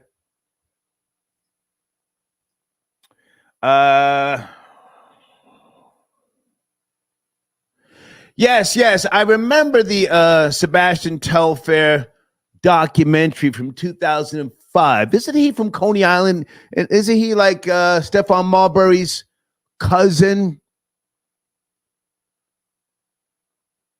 I just appreciate what he said about, people trying to push that false narrative that Lenny Cook was better than LeBron. He said, nah, man. He said LeBron was always LeBron, Thank you, Jay Bandit, for the link, sir. Thank you. And Jay Bandit, you should be unblocked because you were tripping. You were tripping, and Amy said she blocked you because you're out there. I'll just say you were out there and you were like doing too much in the comment section. Check and make sure you're still good to comment. My nigga, Jay Bandit, all right? Alejandro, he says, Star, wasn't Sebastian Telfair arrested? Yeah, did he do jail time? Was he let me Google this real quick. Was he transporting guns from Atlanta?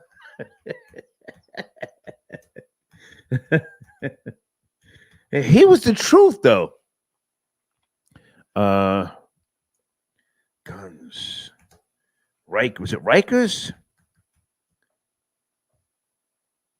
Okay, yeah, he got 3.5 years for a gun charge. Regular shit, man. Released from prison. Okay. Hey, thank you for your patience. Area code 646. We're having a discussion here about this new Kendrick Lamar Responds track. Your thoughts? Are you there? 646. Yeah, hello. Yes, sir. Okay, I got some lyrics. Okay. So, he started off the song with this, and it made me think of you, Star. You're on a T-Mobile headset. It's not working. Please make the adjustments, or I have to go. Hello? Yeah, go ahead, man. Is that better? Yeah, go ahead. Kendrick bar. You're not a rap artist. You're a scam artist. With the hopes of being accepted, Tommy Hilfiger stood out, but FUBU never had been in your collection. If you think about it, that's a bar right there. That was a bar. Yeah. I got one more. Yeah. Now, that's whole shit. I got a sun array, but you see, but I can't see. You know nothing about that. Wake him up. Know nothing about that. Right. Tell him to pray. He's coming at nothing this about man. that. Keep going. Give me the bar. He repeated it like three or four times. That's some whole shit. I got a sun array, but I can see you know nothing about that. Right. Waking him up. Know nothing about that. And tell him to pray, know nothing about that. Right. And give him tools to walk through life like day by day, know nothing about that. Teaching him morals, integrity, discipline. Listen, man, you know nothing about that. Ooh, I say somebody already mentioned it, but the gunner line. We ain't gotta get personal. This is friendly phase. Right. You should keep it that way. I know some shit about niggas that make Gunna Wanna look like a saint. Yeah. This first. I'm saying bars. Saying bars. I got one last one, Star. One last one. Okay. The very first time I shot me a Drake, the homie had to told me to aim it this way. I didn't point down enough. Today, I'll show you I learned from those mistakes. Somebody had told me that you got a ring. On God, I'm ready to double the wage. I'd rather do that than let a Canadian nigga make Pop turn in his grave. And all that, That was the headshot. Yes? His phone or his headset shut off. Hey man, I didn't hang up on you. Steven, you dropped out, man. Call back. I'll try and get you back on. Let me write down his extension here. 646. Just in case he calls back.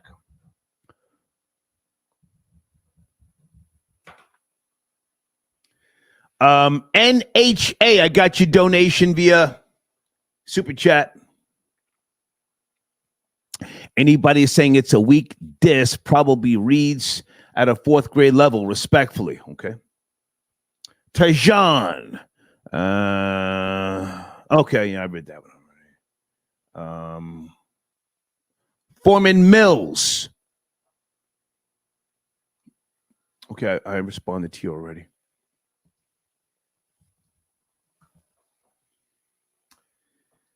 Sit tight a second, guys. I something else that I wanted to mention here. Did I speak about my garden? Oh my goodness. I'm gonna show you the garden next week. All right. I was working in it today, early as hell this morning. I'm going to either Home Depot or Walmart tomorrow to get a small little electric lawnmower.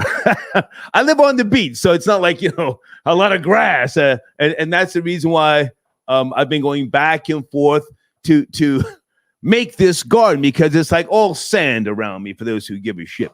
So I had to literally put 2 layers of soil, which I know how to do because I used to be an organic farmer in Pennsylvania. So I put 2 layers of soil, and the grass has grown in. The hay brought the grass in nicely, for those who know how to grow grass. Okay. I just want to say that, just has nothing to do with nothing. Wait a minute. Was this someone from Baton Rouge? Hey, 225, you there? Good evening. Are you calling from Baton Rouge? Hello? Yes, sir. Yes, sir. Yeah, what's up, Pop? Yeah, your phone sounds crazy. Make the adjustments. Is this who I think it is? Yes, hold on, I'm coming. Hold up. Let me see this. Hold on, I'm coming. Fix your phone, man. Sounds like Kid Dangerous. Fix the phone, man. Jesus Christ. Okay, his phone dropped out. That was Kid Dangerous. I don't know what happened to him. Area code 516. Good evening. Are you there on a Tuesday? 516. Yes, no, maybe? Are you getting to it? Oh, my God. Hey. What's up? Hey. What's up, Star? Let me mute everything. Give me 1 second. Okay. Who are you? Yes, baby. Who are you? All right, this is Tiara. Come on. Hey, girl. What's cracking? Right. What's cracking? Hey, boo. Okay, so listen. I told you that these guys are not in the same stratosphere as Kendrick, okay? And the reason why I say that is because, to me, he's poetic. I'm just reading through the lyrics. I just heard the track today. I did not hear the Drake corny ass shit. I'm sorry. I didn't want to listen to it. I heard it was AI, and he even had mentioned that in his song. Like, what am I battling? AI? What is it? He basically took a big dig at his authenticity. Okay. And that's really that's the biggest critique of Drake. Because everybody bops to his music. You'll be a fool to say, he's not popping, and, he has a fan base. We know this. But like he said, don't say nigga no more. They're like, Kendrick won the Pulitzer Prize. Okay. A lot of people don't know that. Right. And that's very special about him. Like I said, if you just read the lyrics, I'm trying to put my 3-month-old to sleep. But if you just read the lyrics, you'll kind of just see, a little poeticism. He said, before you something push a T. Before you push a P, push a T. He said he'll inherit the beef. Yeah. If you're talking about Pharrell, the line with the Draco, said he won't make the same mistake. But I mean, it was really dope. And I think people expect for him to do the boom bop, the real cute shit, what do you call it? Bars, like, you know what I mean when I say time. Bars. Take your time. I'm enjoying it. But now, hang on a second. Uh-huh. I need you to listen to the Drake track, just for conversation. Let me tell you, I can listen to it, and I matter of fact, when I get off the phone with you, I will. But I will say this: somebody sent the cease and desist. Tupac sent the cease and desist the estate of Tupac to Drake for that. Did you know that? And that's why the tailor-made diss track came down. Yes. Yeah, that's corny. That's wild corny. Fitting that in. No, I don't know. no. Hang on. The Tupac estate, a cease and desist is not a lawsuit. It's a notice. I understand. Hang on, it's a notice to say if you keep doing what you're doing, we will come chase you for a bag. But my thing is that they not. Hang on. The Tupac estate is looking to profit. That's a whole fact. So him taking down the diss track, is a nice way of saying, okay, I'm gonna play by the rules, and hopefully you won't sue me, and let's just play nice. You follow me? Go ahead. Yeah, I follow you. I appreciate him saying, and he said it in a dope way. Like I said, I can read these lyrics, and they seem they just look poetic on paper. They would truly do. He said, you don't know nothing about that. Raising your son, nothing about that. Right. I like that. I just love him as an artist. Like, he's my favorite. I really wish you would give, just like you want me to listen to that Tupac track, I think you should give Kendrick a real listen, because I don't feel like you have. Tiara, listen, baby, I want to keep talking to you, but do you need to put the baby in the tub? What's going on? I thought I was going to be on hold forever. I truly did. You're killing. But it's a hot. Don't kill the vibe, please. But now, hang on. I'm just going to say this. Right. Just going to say this. Mm-hmm. I did listen to this track by Kendrick Lamar intensely, and if you know anything about me, I can be very objective. Even though I said I think Drake is up still because he's got that machine behind him. But I did listen at least 5 times to that Kendrick track. But go ahead and finish up. Have you ever heard his body of work in full? Like the album Damn. As much, hang on. As much as a man in his 50s should listen. Do I drive listening to Kendrick Lamar? No. Do I wake up or go to sleep listen to Kendrick Lamar? No. Do I know the Kendrick Lamar track with SZA? Yes. He's important. Yes, but I'm not going to do a deep dive. It's not going to happen. But go ahead, finish up, babe. Finish up. I just truly admire him as an artist. Okay. Nobody's in the same stratosphere as him. I'm a #1 fan. Since 2012 I've been. I don't think I'm listening to rap since 8 years old. I'm 36, and he's hands down my favorite rapper. Not because of his bars and his punchlines, but truly because of his authenticity and how thoughtful he is as a rapper. Okay. He's just very important, and like I said, I don't even want to hear no Kendrick slander will be tolerated. Okay. He's truly, he's a gem. He's a gem. And I thought at first he wasn't going to respond. I'm glad he did, and he took a big dig. Oh, at the end, he started doing the Canadian accent. Did you cheese me, dog? Yeah. You caught that. Huh? Yeah. Nice. I was like, wow. And then he mentioned Yachty, because it's been probably not even rumored, because him and Yachty been hanging out so tough, because Yachty actually writes for Drake. Yeah. And I understand that all. Now, hang on a second. I'm gonna say this because what you're saying, the average Drake fan does not know, and nor do they care. They don't care. And you have to understand that. Hang on. You have to understand that this is 2 very different types of artists going at each other. It doesn't bother me. Okay. Yeah. Okay. When artists have people, but people send him whole entire reference tracks. Yeah.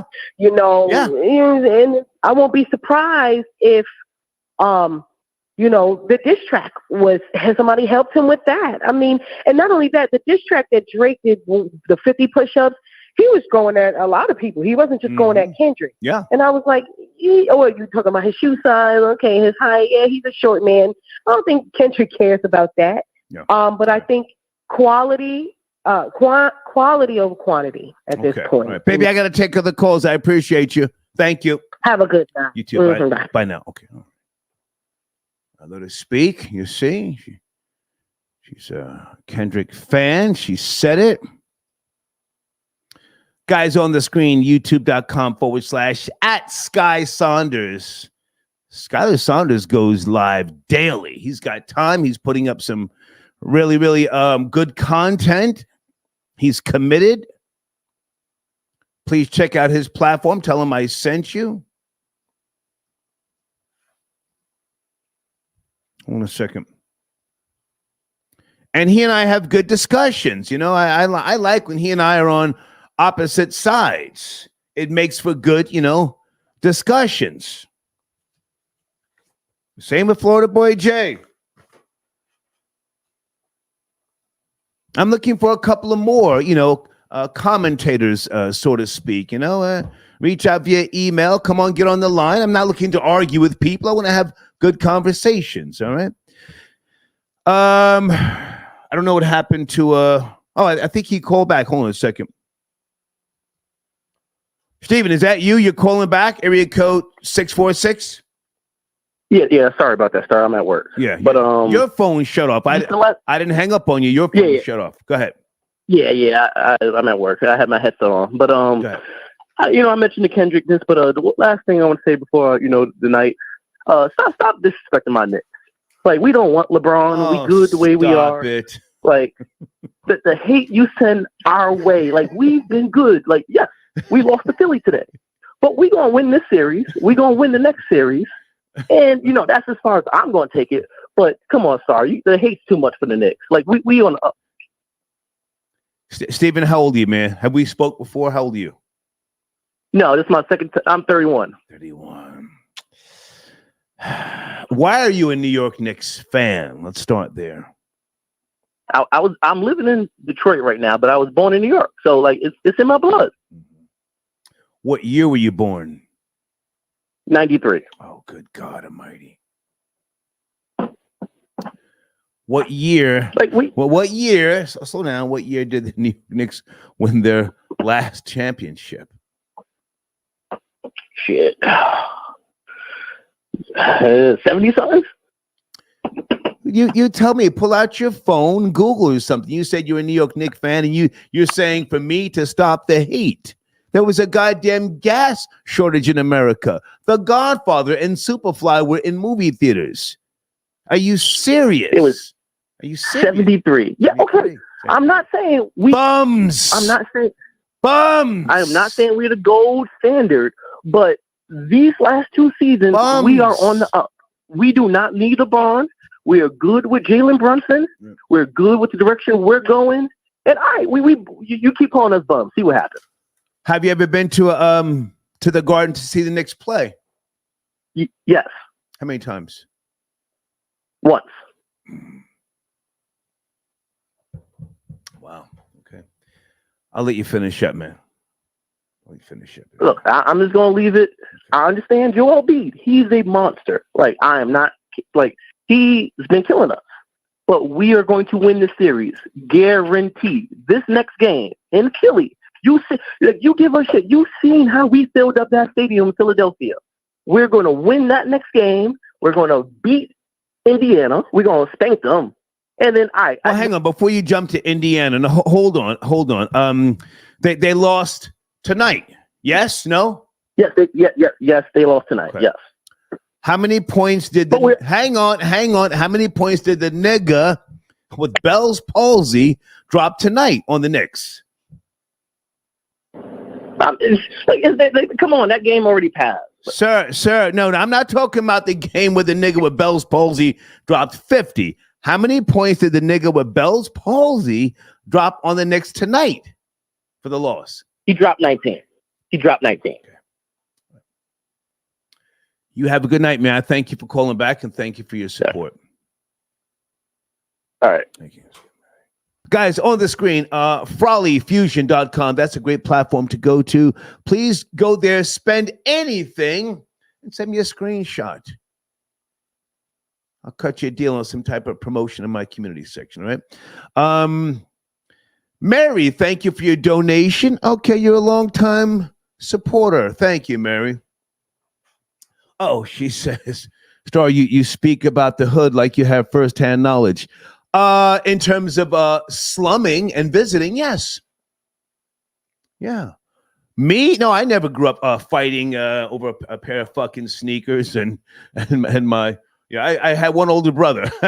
I don't have anybody like taking my sneakers and shit like that. What is it? The 5 in the bed. We just pissing on each other. No, I didn't grow up like that. But I've dated girls who, that was their upbringing. And after we would smash or whatever, or just go out on it, spend a little time together, and then they start, talking about that shit and crying. It was depressing. So I have firsthand knowledge. Smash a bitch 2:00 in the morning. She starts sniffling and crying. Hey, what's wrong? Oh, my sister. And what? Oh God, I'm trying to sleep. Thank you for your donation, darling. Jesse, are you calling in? Where's Jesse? Area code 302. Hold on a second. Is that you, Jesse, on a Tuesday night? Jesse. Hey, what's going on? Are you Jesse or is that someone else? No, that's me. That's me. How are you, sir? It's cracking. Good, man. I called the last time about this Kendrick Lamar and Drake topic before, so I wanted to... I'm old, sir. I don't remember. But go ahead. I don't remember. No, that's cool. That's cool. So, I mean, this is the one thing I don't like. This whole, Drake not really black, and Kendrick Lamar, I guess he's supposed to be the poster child for everybody black. Yeah. I don't believe in that. Like they saying, I do have black. Like his father's from. I do. His father's from Memphis. He don't get no blacker than Memphis. You know what I'm saying? He's a nephew of Larry Graham Jr. from Sly and the Family Stone. Mm-hmm. You feel me? Like whenever Barack Obama's on TV, it's black excellence. When Halle Berry's on TV, it's black excellence. Alicia Keys, black excellence. J. Cole got a white mama. Same thing, but nobody ever says J. Cole's not white. I mean, not black. You feel me? So it's like... Well, hang on a second, sir. Who are you, with all due respect? You sent it a donation. I appreciate it. What is your ethnic makeup? I'm black. Says who? Says me and my family line. Okay. My father's family from South Carolina. Okay. My mom's side's from West Virginia. Okay. So you've made reference to melanated people who are conveniently black. Who's conveniently black? Drake. Drake's a Canadian Jew. He's not black. Okay. Yeah. So what? And you're half white, but don't you say that you're black? I know how I'm perceived, but am I quote unquote black? According to black people, they take issue with that, and I don't give a fuck. Yeah, but they only take issue with it when it's convenient. Like I said. But I understand. Hang on a second. But I understand their concern. I understand their concern. Well, you got a lot of tragic mulattoes out here doing too much, trying to represent the black struggle, when in reality, they do not connect. So when somebody says to me, you ain't really black, I say, you're right.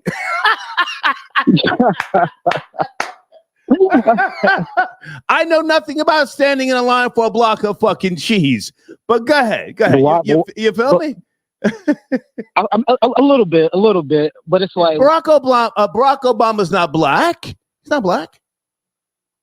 But they call him black excellence all the time, though, right? Well, listen. Why are we only associating? Hang on. Let's take our time. You sent it a donation. Now it's okay. Yes, it's okay for dark-skinned people to claim a mulatto person. It's okay. That's okay. But if you go against the grain, then they have the right to say you ain't really black.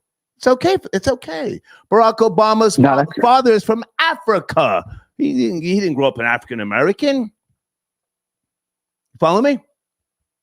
Yeah, I follow you. I follow you. Minister Farrakhan. He's Caribbean. He has a what would you say? He has an FBA honorary card. But he talks that bliggity black shit. But have you ever seen Minister Farrakhan on the front lines marching? Huh? I thought the Million Man March was set by Minister Farrakhan. Well, sir, he was behind a bulletproof glass enclosure. He was hustling, with all due respect. He was there to get the bag. Oh, they were passing around the buckets like crazy. Go ahead. I'm rambling. Go ahead. Yeah, I mean, hey man, you gotta get your money, man. Yeah. You definitely got. You definitely gotta get your money, man. But I just think it's weird that they approach it as like, okay, like if you saying what I like right now, you black, you doing it for us for conversation speed. Yeah. When you're arguing with somebody, but then as soon as somebody blacker than that does it, then all of a sudden they not black no more. But they love J. Cole. They never said J. Cole was never black. His mom is white. You feel me? So it's like, just because he's running around with locks don't mean that he phenotypically. Hang on. I can make an argument that J. Cole is trying to compensate for being black, just like how they trying to say that Kendrick Lamar is saying Drake is trying to compensate for being black. Like I said, Drake is the nephew of I would agree. Graham Jr. I would agree. Yeah, but Drake didn't from Sly and the Family Stone. Like sir, hold the way the base. Let's take our time. Hang on a second. But Drake did not grow up with his father and Larry Graham and all those gangster FBA niggas. No, sir. According to Drake and his music, that's not true. He was going back and forth to Memphis all the time. Drake's a liar, sir. He's a liar. According to him, he was going back and forth between Graceland. You know what I'm saying? Yeah. So, I mean, that's what they want to say, and they keep saying like, "Oh, he was privileged. He was on TV." Canadians don't make that much money on TV. It's not America. It's not America. They don't make that much money over there. But you're dark skin. Is that what you're saying? His mom was a teacher. Sir, never mind Drake. So hang on, let's slow it down. Not making money in Canada. Sir. Are you dark skinned? What? Are you dark skinned? Who? You. Are you dark skinned? I'm brown skinned. Brown skin. Okay. Be careful with. Listen to me. Listen, please. I'm enjoying the conversation. You sent it a donation. Be careful. You've heard me say this before with high yellow bitches. Okay. Be careful. You can trust a dark-skinned black woman before you trust a high yellow bitch. Do you hear me? Yeah. They think they're entitled. They think there's something other than what they're not. They're not white, but they will code switch on you in a second and line you up. So I hear what you're saying about Kendrick's angle, and I have to agree with Kendrick with regards to his assessment of Drake, and I have no problem with that. Go ahead. I don't got a problem with code switching. If that's how you got to survive. That's how you got to survive. You code switch all the time. Yes.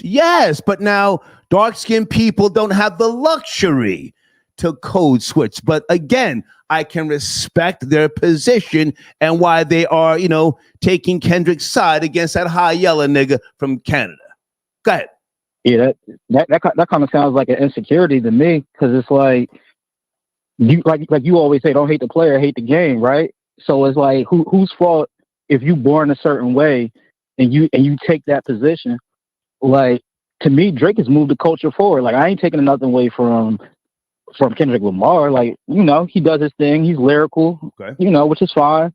But Drake took it to a different place, a completely different place, like out of this stratosphere, and we can't deny it. And like, what kind of ends up happening is a lot of the fans of like Kendrick Lamar, they try to place like Drake fans in some type of box as if we just like that microwave music, when in all actuality, he's just showing his range as an artist. You know what I'm saying? He can sing a little bit. He's got those melodies. He's got raps. He out bars niggas. He did it to Rick Ross on Aston Martin Music. That song was like 6 minutes long. Drake rapped so long, we forgot it was a Rick Ross song. You know what I'm saying? So it's like I don't understand what the hate is for. I think I watched like a live earlier with Academics, and he's like, so where's the hate? Sir, with all due respect, stay with me. Sure. I fuck with Academics heavy, but I did not watch him today. I was just busy. But Ak is my guy. But you, sir, I want to hear from you with regards to what you think and your assessment. You've been on hold. You sent in a donation. What do you think about the Drake, the Kendrick Lamar? And I'm not using the word beef. Fuck that old shit. Them old niggas failed the younger generation. All that fighting and shooting, Tupac and Biggie. Them old niggas was embarrassing. What do you think about where we are right now and where this thing is going? Please finish up.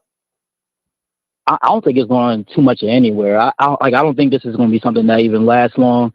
The people don't have the attention span to even keep this in a memory. Like it'll be remembered, but it'll be small talk conversation. Like I don't like you kind of said, like the older generation kind of like led the younger generation in the wrong direction. Yeah. So I think years from now, I don't even think kids will even be listening to rap battles, the way we used to, like back in the day. So it's like I've heard, like when I used to I dated a chick with a kid, and like her little nieces and nephews, like the music they were listening to, it wasn't even rap really. Like it was kind of like some like almost like some EDM type pop, but they were in the hood. And I'm like, okay, so I think this is kind of like the direction that music is moving. I don't even see rap even lasting that long because nobody even respects the art form anymore. Nobody even respects bars and the intricacies or anything like that. So it's just like, bingo. Stop right there. I'm gonna let you finish up. But you see, what you just said makes a lot of sense. People don't respect the one-time culture. It's still an art form. Therefore, when you have people like Kendrick, be man enough and objective enough to listen, as I did, give him his props, his credit, even if you don't necessarily find yourself listening to his music all that much. I don't. But acknowledge that someone is trying to keep it alive with the bars and the metaphors and the execution of it. You follow me? I do. Yeah. I didn't grow up in the slums, sir. I spent 7 summers on Martha's Vineyard. You know where that's at, sir? Martha's Vineyard? No, I don't. I think it's in Connecticut, right? Like a little island off of Connecticut or something like that. When you get time, sir, you Google Martha's Vineyard. I spent 7 summers there in the 70s. But at the same time, I don't look down my nose upon people who grew up, fighting in the hood and shit like that and getting killed over sneakers. I don't look down upon them, but I understand their pain, their suffering as much as I can. Does that make sense? Yeah, for sure. I grew up kind of like you, not in that same area, but definitely. If you never heard of Martha's Vineyard, sir, you didn't grow up like me, respectfully. But thank you for your call. Thank you, sir. I promise you. Let's get him out of here, sir. I appreciate the call, man.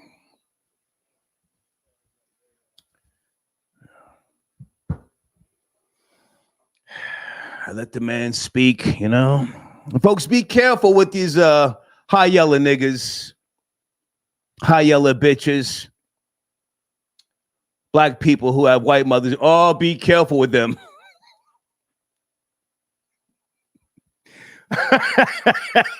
Be very, very careful with those types of people, huh? Oh, they'll sell you out. You get into a jam, they'll point you out. It's his gun, your officer.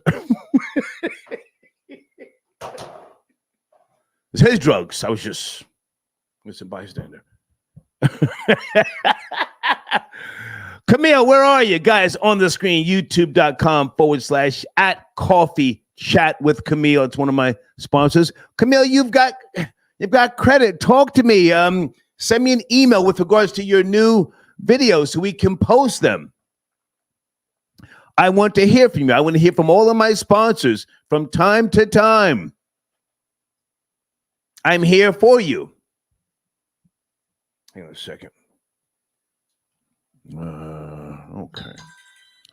Who's texting me? Hold on a second. Oh, shit. Let's get to it. We having that talk tonight. Yes, we are. Hold on. Yes, sir. Mo Fax. Thank you for tapping in. Are you there? Mo Fax. Yes, I am, sir. Yes, I am. Good to hear from you, Mo. What do you want to start, man?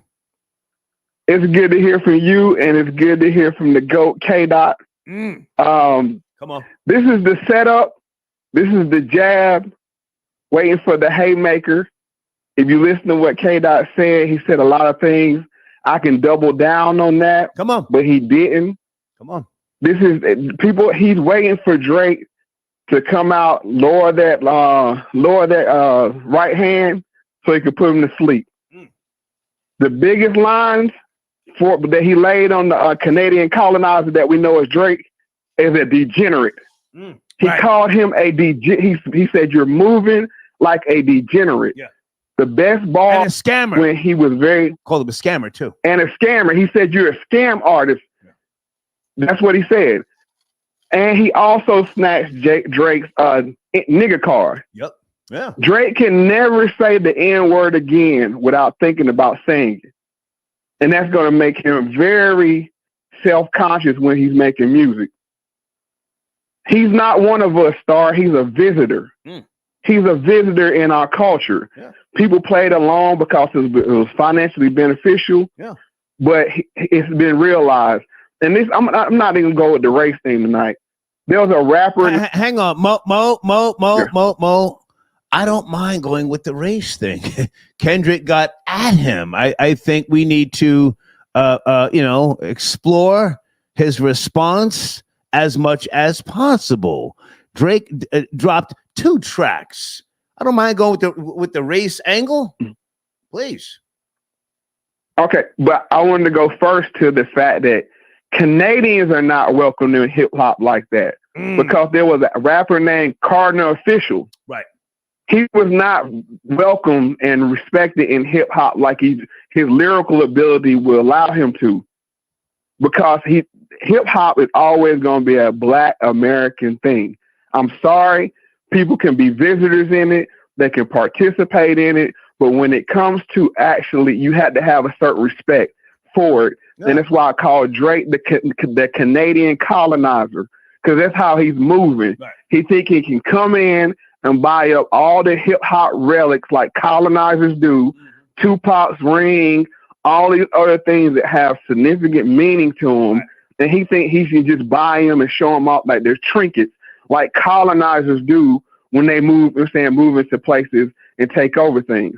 So that's how he's moved, and that's how he will always be remembered as a degenerate. You know what I'm saying? So that, and a master manipulator. Those first few bars, that's all I need to hear from Kendrick. He really looked through Drake's soul and said, bro, you are a pretender. You don't even love yourself. You see what I'm saying? Kendrick, if you listen to Mr. Morale and the High Stepper, Kendrick done the self-work. And that's why he can look through Drake and like, bro, you don't even love yourself. You don't even know who you are. You have all these different accents, which Kendrick alluded to. He said, I got a language barrier. You're saying none of your accents can reach me. I mentioned that before when I called on the show before. That was a hard line. That was a hard line. It's a hard line. So Drake don't even have an identity. Yeah. He really doesn't, and he's been propped up. Black artists, Lil Wayne, Birdman, Rick Ross, and Rick Ross really set him up for the fall when he pulled him, called him white boy. Yeah. That's and then he actually did it by calling his white mama and saying he's a racist. Like, bro, who does that? Expose the nigga. Expose him. Go ahead. Yeah. Who does that? Call your mama and say a black man is a racist. That made him look so bad that this like I said, this is a setup. Kendrick has something way worse. I think a lot of the stuff it went over. I'm saying a lot of people's heads because Kendrick did a lot of California stuff on this track with the off rapping beat. You know what I'm saying, going a little bit off a tempo. Right. Like Blueface does. Right. They said it was very West Coast because Drake said, I get more love in your city than you do. So there was 3 to 4 beats. Kendrick Lamar is aware that he needs to reach the young crowd as well. That's why he went with a more young, fast-paced flow than you would expect from a normal diss track. But nah, he said, I'll walk you down. You know what I'm saying? and Drake is moving like a degenerate. Drake has a lot of skeletons, as he calls it. He's been in a lot of young female DMs, maybe a little too young. I want you to take it easy in that direction, Mo Facts. It's, yes, because of the algorithms. That's all. It's not that I'm trying to protect Drake. I just want to be careful. Go ahead. I am, and that's why I was very careful how I phrased that. But even the title itself, it lends to when they did reviews on that show. You're saying it had some problematic things going to it. But I mean, I'll wrap up on that. Drake will be forever known as the Canadian colonizer. He's not welcome in our culture. Yeah. He's tone deaf. He said whipping chains and beating people like Black Americans. Yeah. He's done a lot of very tone deaf things that he has to be called on, and I think it's not financially beneficial to deal with him anymore. And I'll say this one thing: people keep saying that he pushed the culture forward. What has Drake contributed to hip hop? What will be his? I want somebody to call in and educate me on the one thing that Drake has contributed to hip hop to be the lasting thing that pushed the culture forward.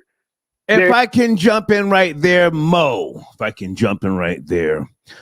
I use the word culture very loosely. I think you know this. Hip hop started out as a culture, once upon a time. It lost its way. And for those of you who are new viewers, hip hop, for the most part, does not have a council, guidelines, or parameters, if you will. That's the basis of a quote unquote culture, some type of doctrine, with regards to conduct, morals, ethics, values. Hip hop does not have that. The word culture is thrown around by people, and that's fine. It's a genre. Now, with regards to Drake's contributions to the genre, he does deserve some credit. There's multiple things that he has done. And one could even say the resurgence of rap music on radio. He would be given some credit with regards to that. The rapping and the singing. People like that. I'm not going to lie. I like Drake's music. So with regards to him pushing business forward, I would say yes. But is it the quote unquote culture of yesteryear? No. Go ahead. And I'll agree with you. He's a pop artist, as in the same vein as Flow Rider, and that's who Drake would be. You know what I'm saying? If he didn't have the real people of the culture, like Lil Wayne co-signing for him, all the other people that embrace him, he would just be another Flow Rider. Lil Tucci the Tether. Lil Tucci the Tether. Right. Right. So that's all I'm saying is that he doesn't. He does. Tupac gave us things. Biggie gave us things. Jay-Z gave us things. You just go down the list of the people that have had the crown. Nas have given us things. When we look at Drake, all the things he likes to lean on is big commercial success, which commercial success is not enough. Ja Rule had commercial success, and look how he's been forgotten. Like that's the thing. That's what I have a real problem with. That we forget our stars. People are saying that Ja Rule, made contributions to commercial success.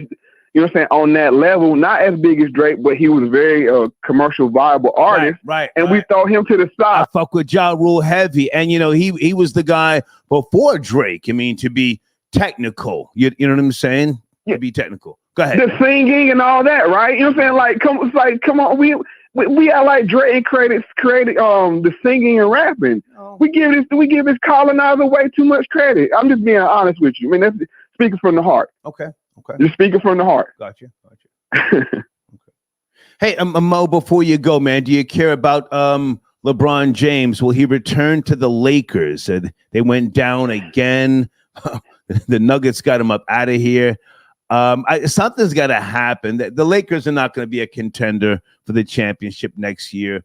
I think he needs to pack up his bags and go someplace else, or just maybe not play as much next year. What say you? I think he needs to restructure his deal and take a smaller role on handling the ball so he can bring in another star. I mean, he can't go to a smaller market. I mean, it just can't. He's too big of a star. It doesn't make sense.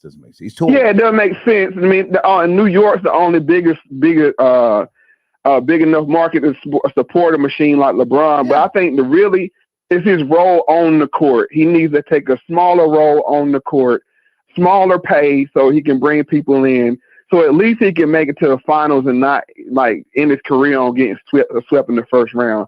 That's a very bad look for his legacy. I love it.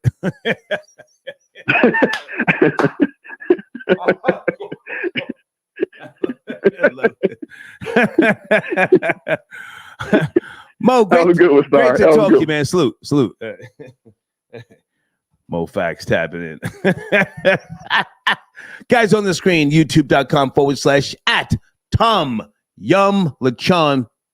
That's the homie Dope Man. Go check out that platform. Highly entertaining, informative. He can teach you with regards to, many things. Traveling, game, wisdom, a wellspring of knowledge. He's one of your early trolls in terms of the world of social media. Good guy, Dope Man. Tell him I sent you, please. Okay. Okay. I spoke to Jesse already. Thank you for your support, Jesse. Okay. Lex Diamonds. Star, whoever drafts Bronny will get Braun. Why would anybody draft Bronny James? It just doesn't make sense, but thank you.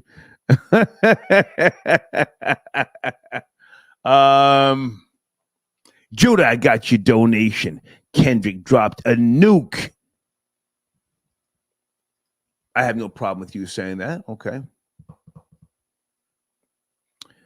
Young Kobe.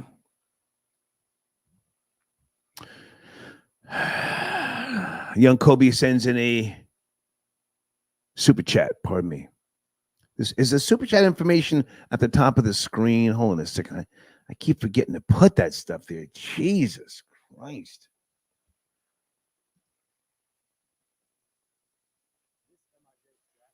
Yes, it is. Yes, it is. Young Kobe says, Star, if Drake is allowed to call Rick Ross racist, blacks are allowed to say you can't say the N-word. I agree.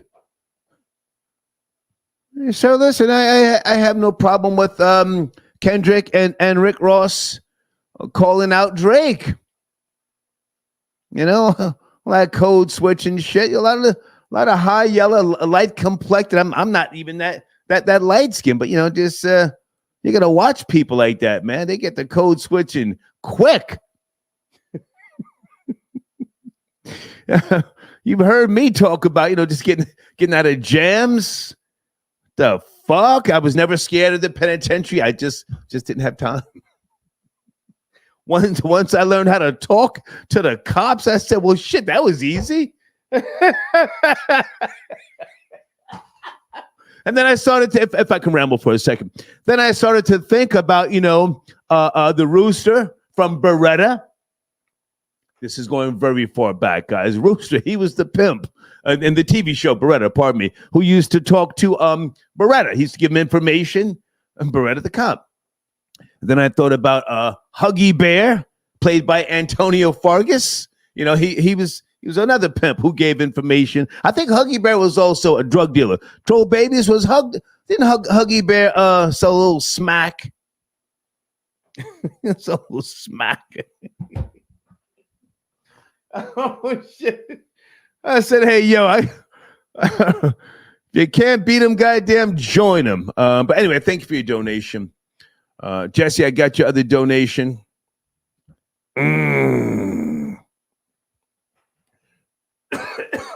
Take it easy on Toronto. Why? I got no business up there, but thank you for your donation. Amir. Okay, Amir, we don't do anything under $5, okay? Are you broke? I mean, you're trying, but listen, man. With all due respect, man, I don't, I got nothing in common with broke niggas, man. But try again, all right? King Key got you donation. Star, we not giving them bum niggas. Booker and Kevin Durant a pass either, my nigga. Swept again in the first round. KD still ringless without Curry.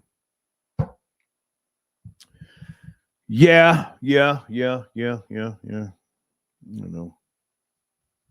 Surrey. Did I speak to Surrey yet? Where's Surrey? Area code 346. Surrey, is that you? You've been on hold for a while. Area code 346. Yes, sir. Hey, man, I appreciate yes, sir, that's me.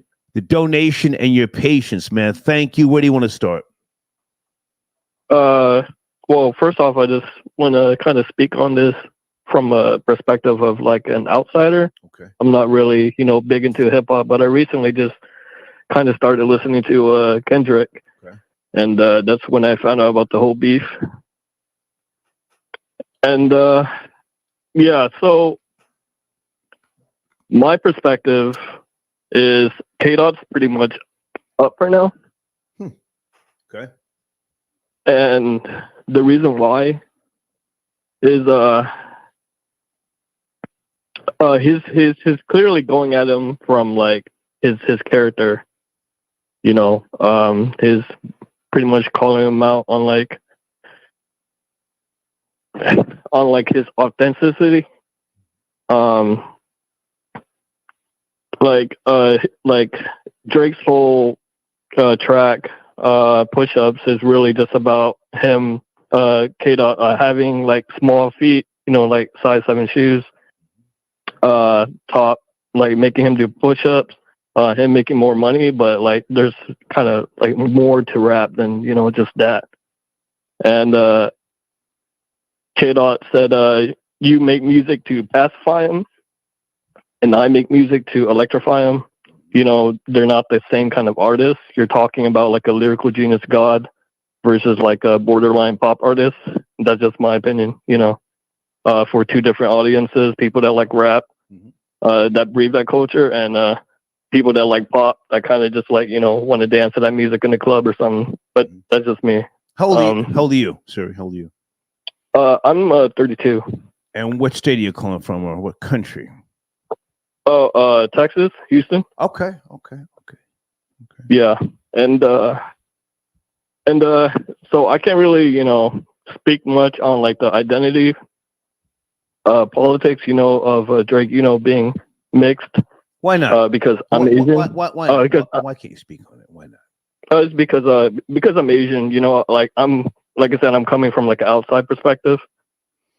And listen, man, you're a young person. You live this culture or genre, if you will. A lot of people still use the word culture. I'm not gonna, constantly remind people that it's not a culture. You grew up. You grew up for 8 years of your life knowing a melanated president named Barack Obama. Yes. Yeah. So I have no problem with you saying, or even me saying, you are hip hop.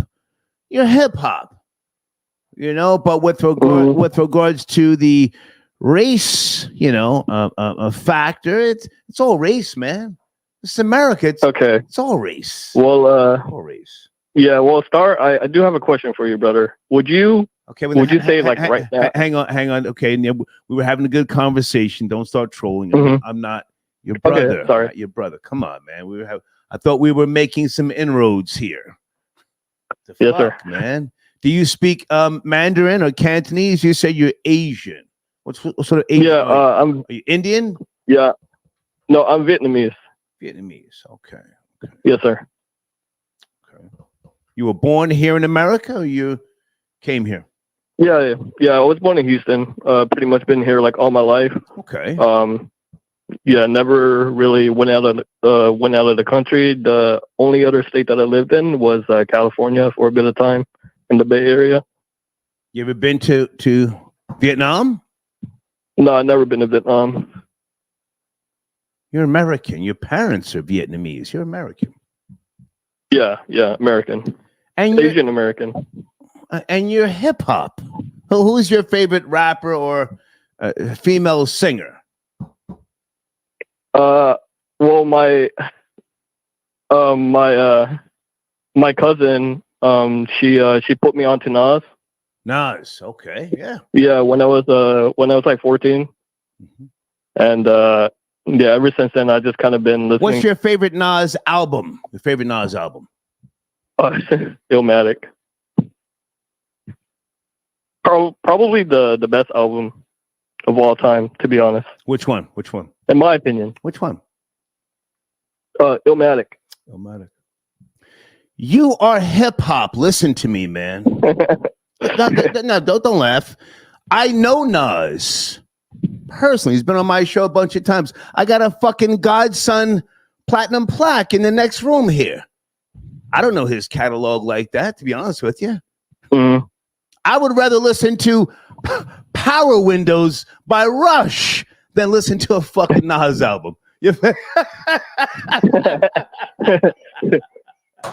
hear that. I would rather listen to the best of Earth, Wind, and Fire than listen to a DMX album to keep it all the way real. You feel me? Yes, sir. So don't be gun shy to say that you are hip hop. You're hip hop. You're growing up in a time where you guys it's one big melting pot. You can go online and communicate with people, and I think that's a great thing. It's a great thing. Yeah, this is pretty much like the first time I kind of really called into something like this. Yeah, wow. So I was pretty nervous at the start. That's why my voice. Well, you should be, because I'll take your fucking head off if you're broke. You know, I mean, you sent one donation, so I'm taking a little time with you. But don't ever, yes, don't ever come in here, broke, trying to befriend me and call me a brother. I'm not your brother. You got me? Yes, sir. All right. Have a good night, man. Thank you. You too. Try and call me brother. Get that smoke too. Freddie, I got your donation. Donation for the machine. I'm caller 732. Okay, sit tight, sir. Let me get you on the line. Freddie, sit tight. I'm coming to you next. Sit tight. I feel like talking. Man. Kendrick Lamar has responded. We have to put some time in here because we were hooping and hollering. Were we not? Yo, Drake got him. Kendrick don't want the smoke.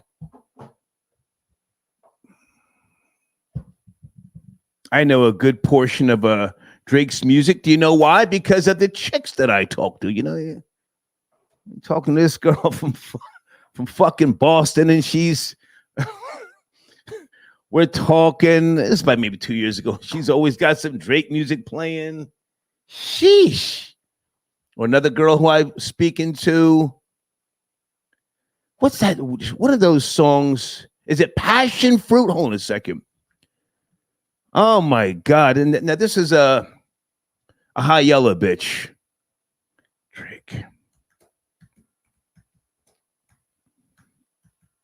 The chick up in Boston was a sloppy Italian bitch, but the black chick, and I'll just say the Atlanta metro area, Passion Fruit. That's the song. My God, every day with this fucking song. When did that come out? Give me a second, folks. When did that? 2017. Now the song came out in 2017, but I moved down to Georgia. What was it? Was it 2019? Bitch was tripping on Drake. I'm rambling. Pardon me, folks. I don't know. I just felt like going in that direction. I would like to hear from more of you people with regards to Kendrick's response. He has responded. That's what we wanted. That's what we've got. I appreciate the fact that nobody's talking about killing and all that sort of jazz because, again, the older generation, especially in New York, when I think about radio, sometimes in New York, it's not always good thoughts. A lot of it was just drama, tension, violence. Some of you say to me from time to time, yo, you going back to radio? I'm not tripping to do radio again. That was a weird time. I mean, I cashed out, in 2004. Got most of the money up front, and I've been able to do things with that money still. But those people up in New York, they thrived on the bullshit, the drama, the violence, and the death. I'm just going to say that, okay? Freddie, I'm rambling, man. Are you there? Thank you for your patience and your support. Good evening, Freddie. Hello. Yes, I'm here. Cracking, man. It's cracking. Hey, I actually wanted to speak on the LeBron James Lakers situation. Okay. Is he going to return to the Lakers? So he is not going to return to the Lakers. Okay. LeBron is most definitely not returning to the Lakers. I'm saying this because of the relationship of his agent, Rich Paul, mending his beef with the general manager of the New York Knicks, Leon Rose. They've had an ongoing, I guess you could say beef, but they just weren't on working. They didn't have a working relationship like all other NBA agents do. Okay. Anytime there's a superstar that's out there whose contract is expiring or they're looking to be traded to go somewhere, sign somewhere, if it has anything to do with Leon Rose, Rich Paul would ensure that his clients would not touch anything with Leon Rose. Now, okay, so in layman's terms, for those who don't know what you're talking about in those names, where might LeBron James go if he doesn't return to the Lakers? Because I don't think he's going to retire. There's too much money in doing a farewell tour. It's too much money. Of course, yes, there's definitely. So there's two places that he could possibly go to. Either one, the New York Knicks, or two, the Philadelphia 76ers. Both are large market, big business, a lot of money flowing through those two markets, and plus they're not too far away from each other. There's probably a lot of overlap in that regard. But those are the two main places that he most likely will end up. I don't see how he would go to the 76ers. It's hang on a second. The Knicks, that makes sense to me because they have a thing for signing old washed niggas, right? Right? Going back to Allen Houston, right? They gave that. What they give that nigga like 90 million, and he had fucked up knees at the time. Yeah. Carmelo, huh? Derrick Rose. They recycle niggas who are washed because, and correct me if I'm wrong. They just want to sell the seats. Dolan doesn't care about a goddamn ring. They just want to sell the seats and get somebody to pay for however much they pay for those fucking the refreshments and the food. That shit is expensive as hell. So that's what it's really about. Hey, we can get LeBron, bring him in, right? That's true. That is absolutely true. And unfortunately for all of you Knicks fans out there, I am a Knicks fan, but come on, they're not going anywhere. Like, we got to be real. James Dolan doesn't give a shit about, the success of the team. Right now, he's playing with house money right now. He's just glad that people are actually paying attention to the play and Jalen Brunson. Don't get me wrong, they're playing great or whatever. They just lost. But do you ever watch Knicks Fan TV on YouTube? CP, he's a great guy. I do check in with him. Sometimes. Yeah. I would love to see LeBron James go to the Knicks. Okay. Yeah.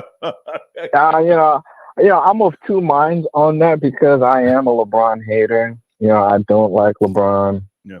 But it's the NBA is gearing up this storyline for. It's too perfect to have the Knicks draft Bronny, Right. and then he's teaching him the game and the ropes, and Sir, he has this big farewell tour.